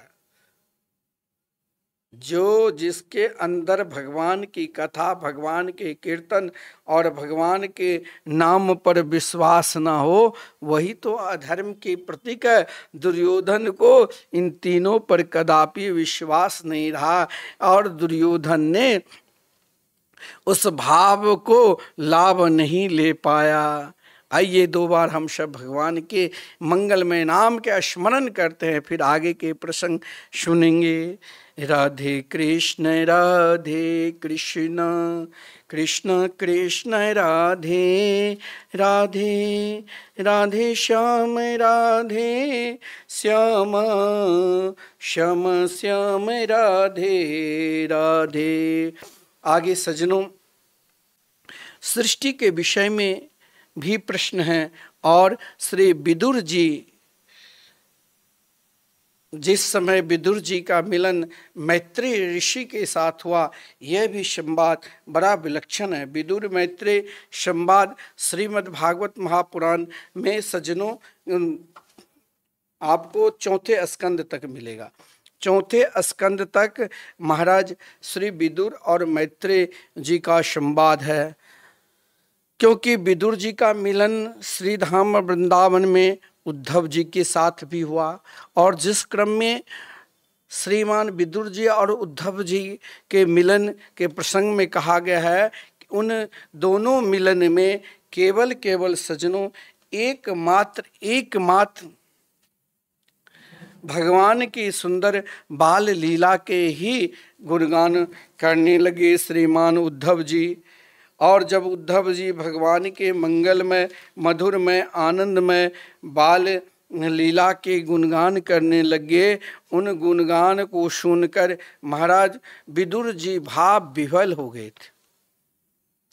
और विदुर जी जिस समय भाव विह्वल हुए, वही भाव विह्वल होकर श्रीमान उद्धव जी ने कहा, विदुर जी यह प्रसंग आपको श्री मैत्रेय ऋषि से अगर आप श्रवण करते तो वही भगवान के संपूर्ण लीला आपको श्रवण करा देता। क्योंकि देखिए भगवान की लीला को गान करते करते उस स्थिति में पहुँच जाया करते थे श्रीमान उद्धव जी, जो उनकी देह की सुधि रहता ही नहीं था। निरंतर श्री कृष्ण चिंतन में अपने आप को खो जाते थे। इधर श्रीमान जब विदुर जी को गंगा जी के पावन तट पर श्री मैत्रेय ऋषि से मिलन हुआ और श्री विदुर मैत्रेय जी के संवाद भी महाराज बड़ा विलक्षण है। श्री मैत्रेय जी जब विदुर जी मिले तो बड़ा सुंदर बात कही, क्या? सेयम भगवतो माया यन्नयेन विरोध्यते ईश्वरस्य विमुक्तस्य कार्पण्यमुत बंधनम यदर्थेन विनामुष्य पुंस आत्मविपर्यय प्रतीयत उपद्रष्टु स्वशिरश्छेद नादिकम। यहाँ विदुर जी को जब मैत्रेय जी के साथ संवाद हुआ तो ये भी बड़ा विलक्षण है। विदुर जी ने माया के विषय में प्रश्न किया। कहा मैं ये जानना चाहता हूँ कि विदुर जी माया इसी के नाम है। जब मैत्रेय ऋषि से विदुर जी ने कहा कि माया क्या है, तो मैत्रेय ऋषि ने कहा विदुर जी से माया क्या है उसके विषय में बता रहे हैं। माया सबसे बड़ा माया क्या है? माया इसी का नाम है सज्जनों जो युक्ति से सिद्ध न हो और देखने में साफ आए कि जैसे जादूगर जादू का खेल खेलता है तब उसकी विचित्रता है कि वो आँखों से तो वह खेल दिखाई पड़ता है, लेकिन जब बुद्धि से सोचते हैं तो कुछ सिद्ध नहीं होता है। मैत्रेय ऋषि ने माया के विषय में कहा माया अनिवर्चनीय है सज्जनों, परंतु आवरण करती है। यह युक्ति से सिद्ध होने वाली नहीं है, किंतु ज्ञान से निवृत्ति हो जाती है। ईश्वर तो नित्य शुद्ध बद्ध मुक्त, ईश्वर रूप क्या है? शुद्ध है, बद्ध मुक्त है, उसमें किसी भी प्रकार के तत्व दोष नहीं है। और माया क्या है? माया बद्ध मुक्त है, उसमें कार्पण्यम कहा है, बंधन कहा है। बिना कार्पण्यम के, बिना बंधन से जो कार्पण्यम और बंधन की प्रतीति हो वही माया है।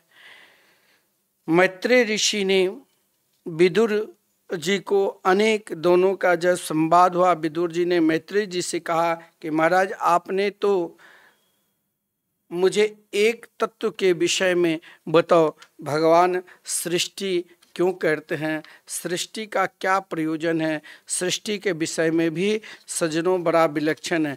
देखिए सृष्टि का वर्णन अन्य श्रीमद् भागवत महापुराण में कई जगह है।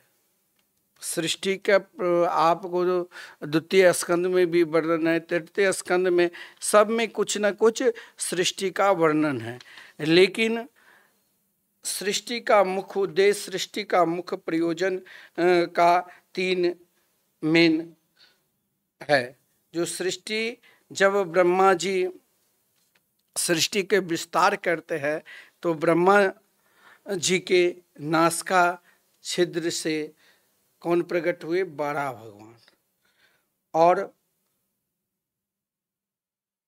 शरक सनंदन सनातन कुमार, ये दो प्रक्रिया सृष्टि में। एक जो मंत्र के द्वारा जब सृष्टि हुई उस क्रम में शनकादिक और ऋषि मुनि का आविर्भाव हुआ।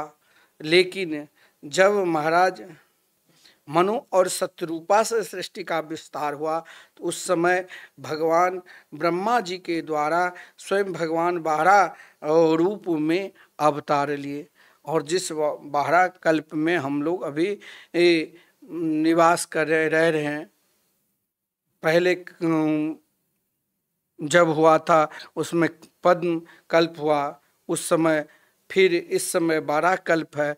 बारह कल्प दो तरह की होता है सज्जनों, महापुरुष लोग कहते हैं, एक श्वेत बारह कल्प और दूसरा कृष्ण बारह कल्प। हम लोग इस समय श्वेत बारह कल्प में हैं और इस बारह कल्प में भगवान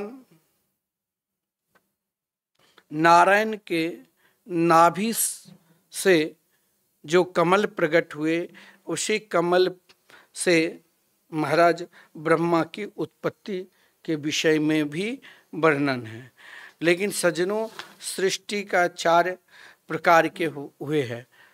इन चारों प्रकार के सृष्टि में मैं सीधा बताना चाहता हूँ। सृष्टि के तो कई रूप है भगवान के, उसमें कई अवतारों की भी वर्णन है, लेकिन जब मानव जीव रूपी सृष्टि का वर्णन प्रारंभ हुआ तो संपूर्ण प्राणियों की उत्पत्ति, जीव मात्र की उत्पत्ति सज्जनों चार प्रकार के हुए। पहला सृष्टि है जरायुज सृष्टि, नोट कर लेना। दूसरा है अंडज, तीसरा है उद्भिज और चौथा है स्वदेज। अब जरायुज से इसका अनेक भेद है। जैसे जरायुज से जैर से जो पैदा होता है, जैसे मनुष्य, गाय, भैंस, इसका भी अनेक भेद बताया है। अंडज से जो पैदा होने वाले हैं उससे पक्षी, सांप, गिलहरी, छिपकली आदि कहा गया है। उद्भिज से जो सृष्टि से निकला है, जैसे पृथ्वी का भेदन करके जो निकले उसे उद्भिज कहा गया है। उसमें वृक्ष, लता, दूब, घास इत्यादि। स्वदेज जो पसीना से, जैसे अभी गर्मी का मौसम में पसीना से जू, लीख सब नहीं प्रकट होते हैं, उसे स्वदेज सृष्टि का कहा गया है। इस प्रकार वर्षा कालीन से जो पैदा हो, जुएं इत्यादि, इन चारों के स्थान ही, जैसे हम लोग बोलते हैं ना 84 लाख योनि में ये चार प्रकार के जीवात हैं। किससे? जरायुज, अंडज, उद्भिज और स्वदेज। और इस 84 लाख योनि में सज्जनों जब 2 अरब 98 करोड़ जन्म तक हम जन्म लेते हैं, मरते हैं, तब हमें मानव शरीर मिलता है।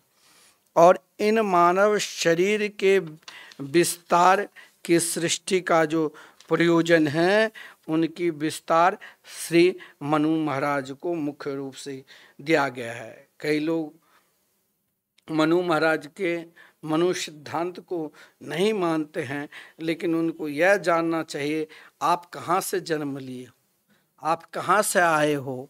ये चार प्रकार के सृष्टि से अलग आपके लिए सृष्टि नहीं बनी है, आप भी इसी से आए हो। क्योंकि महाराज जब ब्रह्मा जी के मन में चिंता हुई कि चारों तरफ जल ही जल है, तो उन ये जल को देखकर ब्रह्मा जी बहुत दुखी थे। और दुखी होने के कारण ब्रह्मा जी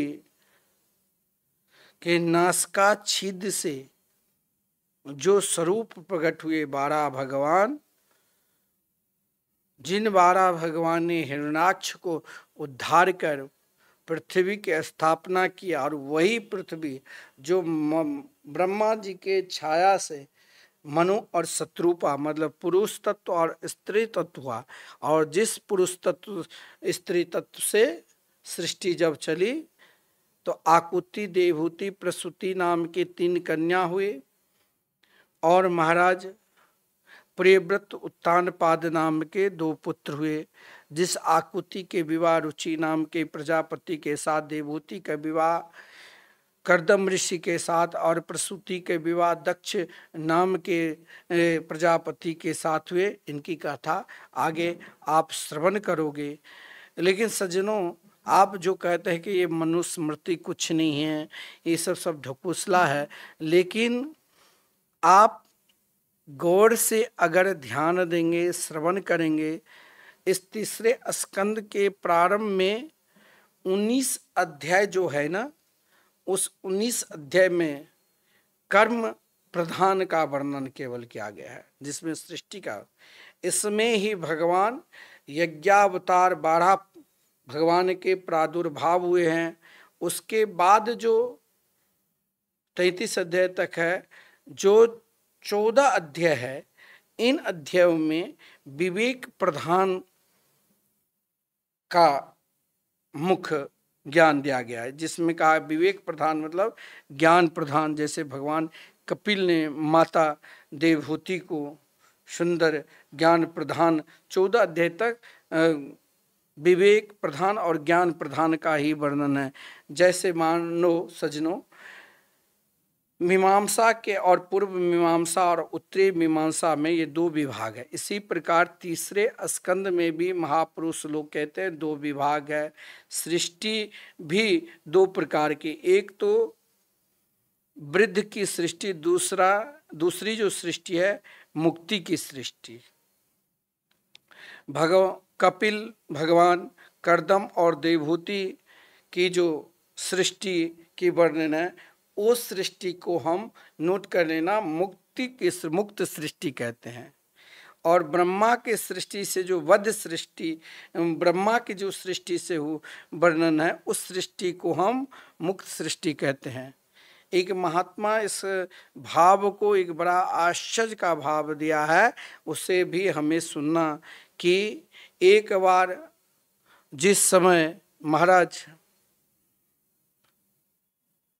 भगवान लीला करने के लिए ही, ये भगवान जब जब अपने लीला को विस्तार करते हैं और जिस समय भगवान ने 12 अवतार लिए और भगवान के प्रिय, सबसे प्रिय जो पार्षद थे जय विजय आदि, जिनको वध जय और विजय जो हिरण्याक्ष और हिरण्य कश्यपु के रूप में आए, इनकी भी एक विलक्षण कथा है। आप यदि ध्यानपूर्वक श्रवण करोगे कि भगवान के 12 अवतार लेने का प्रयोजन क्या है, क्यों आए, किस लिए आए, तो इस पर आप ध्यान दोगे कि भगवान जब कोई लीला करते हैं तो केवल अकेला नहीं, एको हम बहुश्यामा, यानी भगवान और भगवान के प्रिय भक्त जो भी लीला करते। यहाँ जो सृष्टि का वर्णन है जिसमें भगवान 12 अवतार धारण किए और हिरण्याक्ष का उद्धार किए, हिरण्याक्ष भी भगवान के प्रिय था। अब आप कहोगे कि भगवान के प्रिय हिरण्याक्ष कैसा हो सकता है? बोले भगवान एक बार इच्छा प्रकट किए। बहुत लोग नहीं कहते हैं कि भाई भगवान के लोक वैकुंठ लोक कैसे होंगे, गोलोक धाम कैसे होंगे, कोई तो अभी तक गए नहीं, या गए तो वो तो बता भी नहीं सकते हैं। तो भगवान देखिए हम सभी से सबसे अधिक अगर भगवान प्रेम करते हैं तो जीव से, जीव मात्र से। तो भगवान ने सोचा कि भक्तों की इच्छा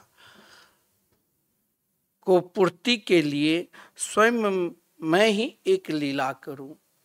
अब लीला, भगवान की लीला में दो का बहुत भूमिका होती है। एक तो भगवान के जो प्रिय पार्षद है, जो भगवान के निकटवर्ती रहते हैं, और एक जो भगवान के सबसे प्रिय से प्रिय भक्त संत महात्मा हैं, उनकी भी भूमिका बहुत प्रिय होती है। तो महाराज इन दोनों को साथ में लेने के लिए ही भगवान ने एक विलक्षण लीला की। आदरणीय श्रीमान सुखदेव जी महाराज परीक्षित को समझा रहे हैं कि भगवान एक बार स्वयं ये लीला करने के लिए सर्वप्रथम संत की प्रेरणा दी। संत को किसे प्रेरणा दिया? तो यानी स्वयं भगवान ने अपनी सबसे प्रिय संत, यानी उस जब सृष्टि के प्रारंभ में जो सर्वप्रथम कौन आए थे मालूम है? संत महात्मा सनक सनंदन सनातन सनत कुमार। स्वयं भगवान ने प्रेरणा दी कि महाराज कोई लीला करो। बोले प्रभु अब कौन सी लीला करना चाहते हो? बोले जन को यह दिखाना चाहता हूँ कि इस सृष्टि में जो भी कुछ है एक मात्र में भगवान ही, यानी परमात्मा ही परमात्मा है। जिस कारण भगवान ने जब शनकादिक को प्रेरणा दी तो शनकादिक बद्रिका आश्रम में विचरण कर रहे थे, और बद्रिका आश्रम में जब विचरण कर रहे थे तो शनकादिक की इच्छा हुई कि जरा वैकुंठ धाम जाऊं। वैकुंठ धाम जाने के लिए शनकादिक ने सीधे कहाँ? बद्रिका आश्रम में ध्यान कर रहे थे। बद्रिका आश्रम में ध्यानस्थ तटस्थ थे, लेकिन उन ध्यान अवस्था में शनकादिक की इच्छा हुई कि मैं वैकुंठ धाम जाऊं। और इधर भगवान वैकुंठ धाम में स्वयं लक्ष्मी जी के साथ अपने नित्य लीला में प्रवेश कर रहे थे। और इधर मुख्य द्वारपाल जो जय और विजय है, दोनों वहाँ पर बैठकर मतलब द्वार पर प्रतीक्षा कर रहे थे, द्वार के अंदर कोई प्रवेश न करे, अंदर कोई जाए नहीं, अंदर कोई प्रवेश न करे, जिस उद्देश्य से महाराज दोनों वहाँ पर तटस्थ थे। अब यहाँ क्या हुआ, इधर जब सनकादिक वहाँ पर प्रवेश किए तो जय और विजय ने तुरंत शनकादिक को रोक दिया। शनकादिक ने कहा कि देखो, भगवान के नित्य रूप माधुरी को दर्शन के लिए रुकावट यानी वासना के प्रतीक है, और जो जिनके अंदर वासना ही नहीं है। आप कहोगे शनकादिक के हृदय में इतने क्रोध क्यों उत्पन्न हुए, जिस क्रोध के कारण जय और विजय को श्राप को झेलना पड़ा, श्राप दिए।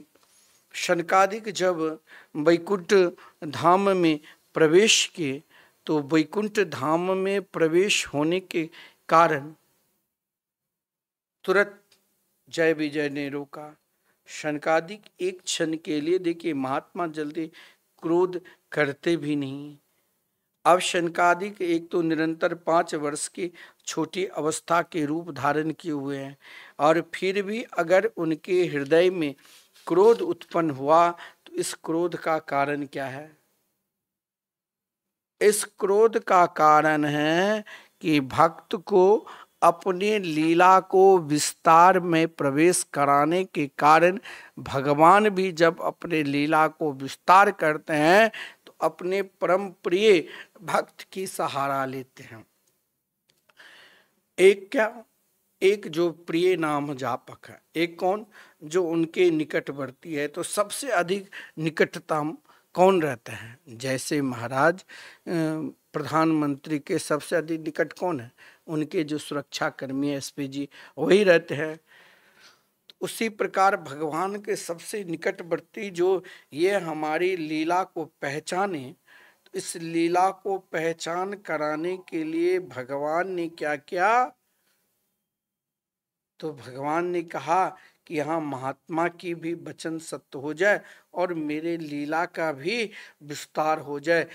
जय और विजय ने वहाँ पर रोका जहाँ, देखिए कहते हैं भगवान के पास हो, भगवान के भजन कर, तो लोक व्यवहार में भी कहते हैं फिर भी तेरे अंदर क्रोध नहीं गया। और शास्त्र में लिखा है वैकुंठ मृग पक्षी नाम स्त्री नाम चापी नाम मत्सरा सर्वदोष मेहनत्वात् तत्र दोष हरिक्षया। वैकुंठ धाम में जितने भी स्त्रियां हैं सब के सब लक्ष्मी स्वरूपा है, और जितने भी पुरुष है सब के सब नारायण स्वरूप है।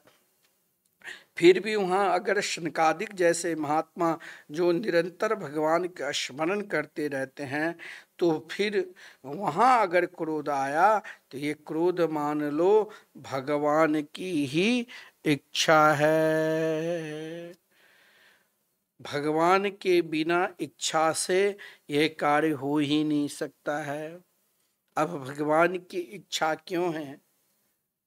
भगवान की इच्छा इसीलिए है सज्जनों कि अपने परम प्रिय भक्त को अपने नित्य लीला को रसास्वादन करने के लिए, कि हमारे प्रिय जो भक्त है उनको वहाँ तक पहुँच स्वयं को हो जाए। फिर उसे यह कल्पना नहीं कहते कोई वैकुंठ धाम कहाँ है, गोलोक धाम कहाँ है। वही लीला को प्रकट कराने के लिए भगवान ने शनकादिक को प्रेरणा दी, और शनकादिक ने कहा गया है मनसा में सुतायुष्मत पूर्वजा शनकादय चेरुर्व्याय सा लोका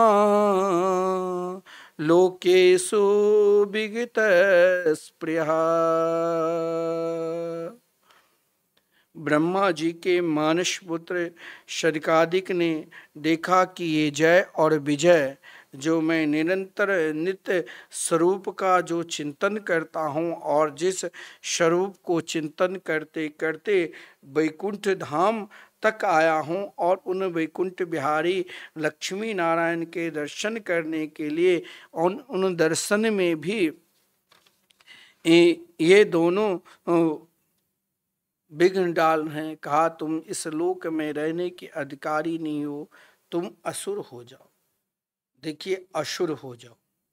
असुर होने का तो श्राप दिया ना, परंतु उसी समय भगवान आ गए और भगवान आकर महाराज तुरंत शनकादिक के, देखिए जैसे भगवान के भक्त निरंतर भगवान की उपासना करते रहते हैं, वैसे भगवान भी अपने प्रिय भक्त के नाम जापक के चिंतन करते रहते हैं। इधर जब शनकादिक ने श्राप दिया और इधर जय और विजय दोनों भयभीत हो गए। जय और विजय को भयभीत को देखते हुए भगवान स्वयं द्वार पर आ गए। अभी तक शनकादिक ने 6 द्वार तो आसानी से पार कर गए थे और 7वें द्वार पर महाराज ये संवाद हुआ था। 7वें द्वार पर जय और विजय को श्राप लगे थे।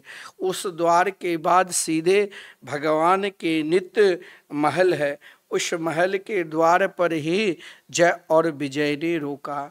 और जय विजय जब रोका तो स्वयं शनकादिक जो कभी किसी भी अवस्था में कभी भी क्रोध नहीं करते हैं और वो भी वैकुंठ लोक में क्रोध के सज्जनों, तो समझ लो यहाँ भी भगवान की इच्छा ही है। जब शनकादिक ने अपने कठोर वचन के द्वारा जय और विजय को श्राप दे दिया तो हरि स्वयं भगवान आकर जय और विजय को बाद में समझाया। पहले शनकादिक के चरणों में प्रणाम किया और कहा कि हे ऋषिवर, आपने मेरे दोनों पार्षद के अगर श्राप दिया तो वाकई में ये अपराधी है, इसे दंड जरूर मिलना चाहिए।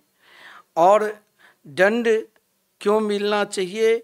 क्योंकि भक्त और भगवान से इसने बिछुड़ने का काम करवाया और आपने इनको श्राप दिया, लेकिन इसने अधिक श्राप पाप किया है, जिस कारण महाराज भगवान कहते हैं, देखिए संत महात्मा के प्रति चाहे आप कितने गाली दो, परंतु भगवान यहाँ शनकादिक से क्या कहते हैं कि साधु जनों के हृदय धन, भगवान ने कहा कि साधु जनों के हृदय धन भगवान के कमल नाभ को मालूम हुआ कि मेरे जब द्वारपाल ने साधु को अनादर किया है तो भगवान स्वयं लक्ष्मी जी के सहित आकर शनकादिक के चरणों में प्रणाम किए। जो निरंतर शनकादिक जो भगवान के नित्य लीला के स्मरण करते रहते हैं, आज भगवान आकर अपने उनके चरण धोए। वो किससे? अपने अश्रु के द्वारा। और महाराज भगवान ने क्या कहा कि आप जैसे मुनि को, आप जैसे नाम जापक को, चाहे मेरी पत्नी लक्ष्मी हो, चाहे मेरे पुत्र हो, चाहे मेरे पुत्र हो और चाहे मेरे पार्षद हो, उनको भी दंड तो भोगना ही पड़ेगा। और दंड क्यों भोगना पड़ेगा? क्योंकि इसने नाम जापक के अपराध क्या है। इसे एक बार नहीं 3 बार असुर होना पड़ेगा।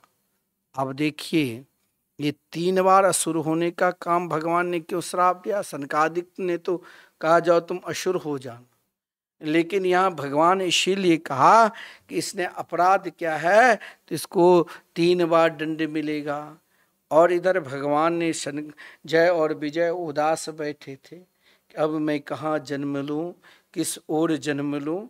तो देखो, जन्म भी कोई साधारण ऋषि के पुत्र नहीं बनते हैं, स्वयं कश्यप ऋषि के पुत्र। हम सब कश्यप के ही संतान हैं। और देवताओं के माता का नाम है क्या? अदिति। और दित्यु की माता की नाम है दिति। दिति ने महाराज कश्यप से प्रार्थना की। कश्यप ने बहुत समझाया कि संध्या समय देवी 4 काम कभी नहीं करना चाहिए। संध्या के समय ना सोना चाहिए, संध्या के समय ना पढ़ना चाहिए, संध्या के समय ना खाना चाहिए, और संध्या के समय ना मैथुन करना चाहिए। लेकिन दिति नहीं मानी। उनके दुराग्रह में कश्यप जी आ गए। लेकिन कश्यप ने श्राप दे दिया कि जो तेरे पुत्र असुर स्वभाव के होगा। लेकिन सज्जनों, दिति ने भी तपस्या की थी, जो 100 वर्ष तक। वही जय और विजय को जब भगवान ने कहा तुमको 3 बार जन्म लेना पड़ेगा, लेकिन जब भक्त उदास हुए तो भगवान का उदासी क्यों करते हो? उदास मत हो, मैं तेरे लिए 4 बार आऊंगा। प्रथम बार जब वो हिरण्याक्ष और हिरण्यकश्यपु बनते हैं तो भगवान स्वयं 12 अवतार धारण कर हिरण्याक्ष को उद्धार करते हैं। और सज्जनों, भगवान नरसिंह अवतार धारण कर हिरण्यकश्यपु को उद्धार करते हैं। ये दोनों लोभ के प्रतीक है। फिर जब रावण और कुंभकर्ण बनते हैं तो भगवान श्री राम के रूप में आते हैं। और जब शिशुपाल और दंत्रवक्त बनते हैं तो भगवान श्री कृष्ण के रूप में आते हैं। सज्जनों, भगवान कहना चाहते हैं, अगर आप भगवान के पथ पर चल रहे हो, भगवान के मार्ग पर चल रहे हो, तो आपको घबराना नहीं चाहिए। अगर उस समय अगर आपसे पाप भी हो जाए तो भी भगवान के भजन ना छोड़ो, भगवान के भजन निरंतर करते रहो। किसी भी अवस्था में, किसी भी स्थिति में, किसी भी परिस्थिति में भगवान के मंगलमय नाम का आश्रय मत छोड़ो, भगवान की सेवा मत छोड़ो। जय विजय ने सेवा क्या, ठीक है, असुर होने का श्राप मिला, लेकिन उन अवस्था में भी भगवान के नाम को नहीं छोड़ा। चाहे भाव से लो, चाहे कुभाव से लो, आपका मंगल होगा ही। क्योंकि जय और विजय जब असुर बना तो दोनों शत्रु भाव से ही भगवान को उपासना करने लगे। लेकिन दिति ने सोचा, मेरे पुत्र गो ब्राह्मण वेद विरुद्ध आचरण करेगा तो अपने योग बल से ही 100 वर्ष तक उन महाराज शिशु को गर्भ में ही रख लिया। फिर महाराज जब सूर्य और चंद्र सभी को तेज समाप्त कर होने लगे, संपूर्ण देवता ने भगवान से प्रार्थना की, प्रभु आप कुछ उपाय करो।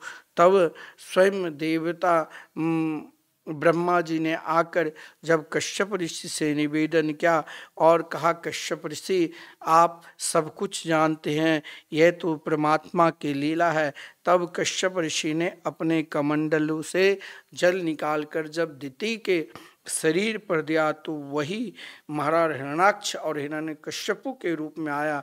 लेकिन ब्रह्मा जी ने कहा कि दिति आप भी घबराओ नहीं, क्योंकि आपके गर्भ में चाहे श्रापित भी है लेकिन वो भगवान के प्रिय भक्त है। आपके पुत्र तो असुर कुल भूषण होगा, वो भगवान के नाम रूप लीला धाम के प्रचार प्रसार करेगा। भगवान ने भी 12 अवतार धारण कर सजनों हिरण्याक्ष का उद्धार किया और महाराज हिरण्याक्ष को उद्धार कर पुनः पृथ्वी को स्थापित कर मनु महाराज को समर्पित कर दिया। इसीलिए हमें कभी भी मनुष्य स्मृति का कुछ आजकल पढ़े लिखे लेकिन वो अज्ञानी होकर वो मनुष्य स्मृति को नहीं मानते। अरे तुम यही तुम्हारे अंदर मानवता है, और मानवता कहाँ से मिला है? मनु महाराज से ही। यही अपने आप को अपने हृदय पटल पर रखो कि हम सब मानव है और अपने जीवन को मानवता की ओर बढ़ाओ। भगवान ने हिरण्याक्ष को उद्धार क्या है? हिरण्याक्ष, मानवता से दूर होकर आसुरी प्रवृत्ति कब आता है? जब मेरे अंदर नाना प्रकार की आकांक्षा, लोभ बढ़ता रहता है। इसीलिए भगवान ने हिरण्याक्ष को उद्धार कर कहा कि पहले अपनी वृत्ति को, लोभ वृत्ति को नष्ट कर एकमात्र ज्ञान की ओर बढ़ो। जब ज्ञान की ओर बढ़ोगे ही तब ही भगवान के दर्शन पाओगे। कल सजनों हम सब श्री कपिल देवहूति कथा के आनंद लेंगे। आइए दोबारा नाम का स्मरण करते हैं। श्री वृंदावन बिहारी लाल की जय, श्री सद्गुरुदेव भगवान की जय। जय जय श्री राधे, जय जय श्री राधे। गोविंद जय जय, गोपाल जय जय, श्री राधा रमण हरि गोविंद जय जय, श्री राधा रमण हरि गोविंद जय जय।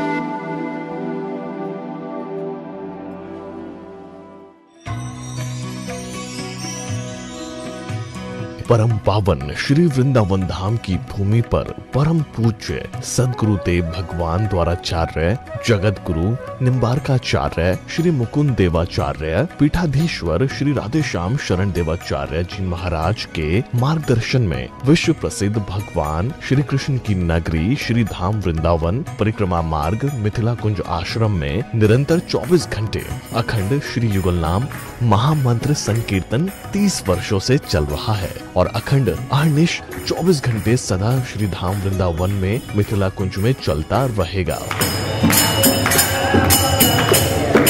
आज विश्व भर में अनेकों मंदिर हैं, किंतु भागवत का कोई मंदिर नहीं है।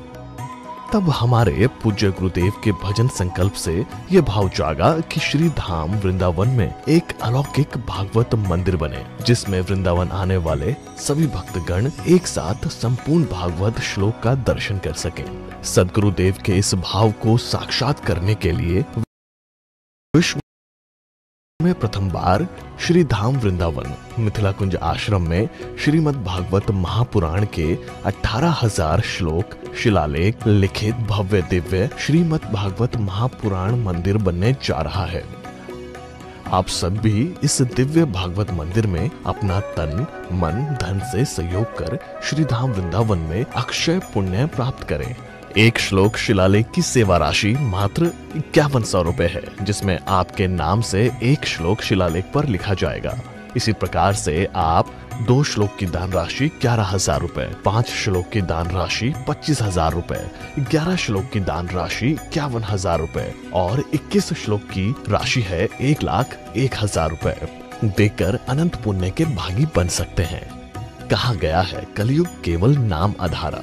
हम सब भी श्री धाम वृंदावन में अपने नाम से या अपने पूर्वजों के नाम से या घर में समस्त विघ्न बाधाओं को दूर करने के लिए श्री धाम वृंदावन में अखंड संकीर्तन कराने का अलौकिक पुण्य प्राप्त कर सकते हैं। साथ ही आपके द्वारा प्रदान किया गया सेवा राशि से हरि नाम संकीर्तन के साथ साथ संतों का भोजन एवं गौ माता के लिए गौग्रास समर्पित किया जाएगा। आप निम्न राशि प्रदान कर सदस्यता ग्रहण कर सकते हैं। एक दिन का संकीर्तन राशि मात्र 1500 रुपए, एक माह का संकीर्तन राशि मात्र 15,000 रुपए, 12 माह की संकीर्तन राशि मात्र 21,000 रुपए से आपके नाम से निरंतर अखंड श्री युगल नाम हरि नाम संकीर्तन के साथ साथ साल के 12 माह में 12 दिन 12 संतों का भोजन गौग्रास आदि सेवाएं आपके मरणोपरांत भी चलते रहेंगे। अतः आप एक छोटा सा संकल्प लेकर हमसे जुड़ सकते हैं और श्री धाम वृंदावन मिथिला कुंज आश्रम में आप आजीवन सदस्य रहेंगे। आप वृंदावन में जब भी आएंगे तो आपके रहने की निशुल्क व्यवस्था रहेगी। Account number 1585050001309। अकाउंट होल्डर नाम Mithila Kunj trust, RTGS, NEFT, IFSC code ICIC 00011017, branch Vrindavan, mobile number 9410810861, UPI Mithila Kunj trust @ICICI। ये संस्था 80G के अंतर्गत कर मुक्त है, जिसके द्वारा आप अपने दान पर टैक्स की छूट प्राप्त कर सकते हैं। आपके दान राशि की रसीद आपको बाय पोस्ट संस्था द्वारा भेजी जाएगी। साथ में आपको संस्था का प्रमाण पत्र भी दिया जाएगा। आइए हम सब मिलकर इस दिव्य भागवत मंदिर में अपना तन मन धन से सहयोग कर श्रीधाम वृंदावन में एक अलौकिक भागवत श्लोक मंदिर का निर्माण करें। अधिक जानकारी के लिए संपर्क करें और मिथिला कुंज आश्रम से जुड़ने के लिए फेसबुक, यूट्यूब और इंस्टाग्राम मिथिला कुंज ऑफिशियल पेज को फॉलो करें।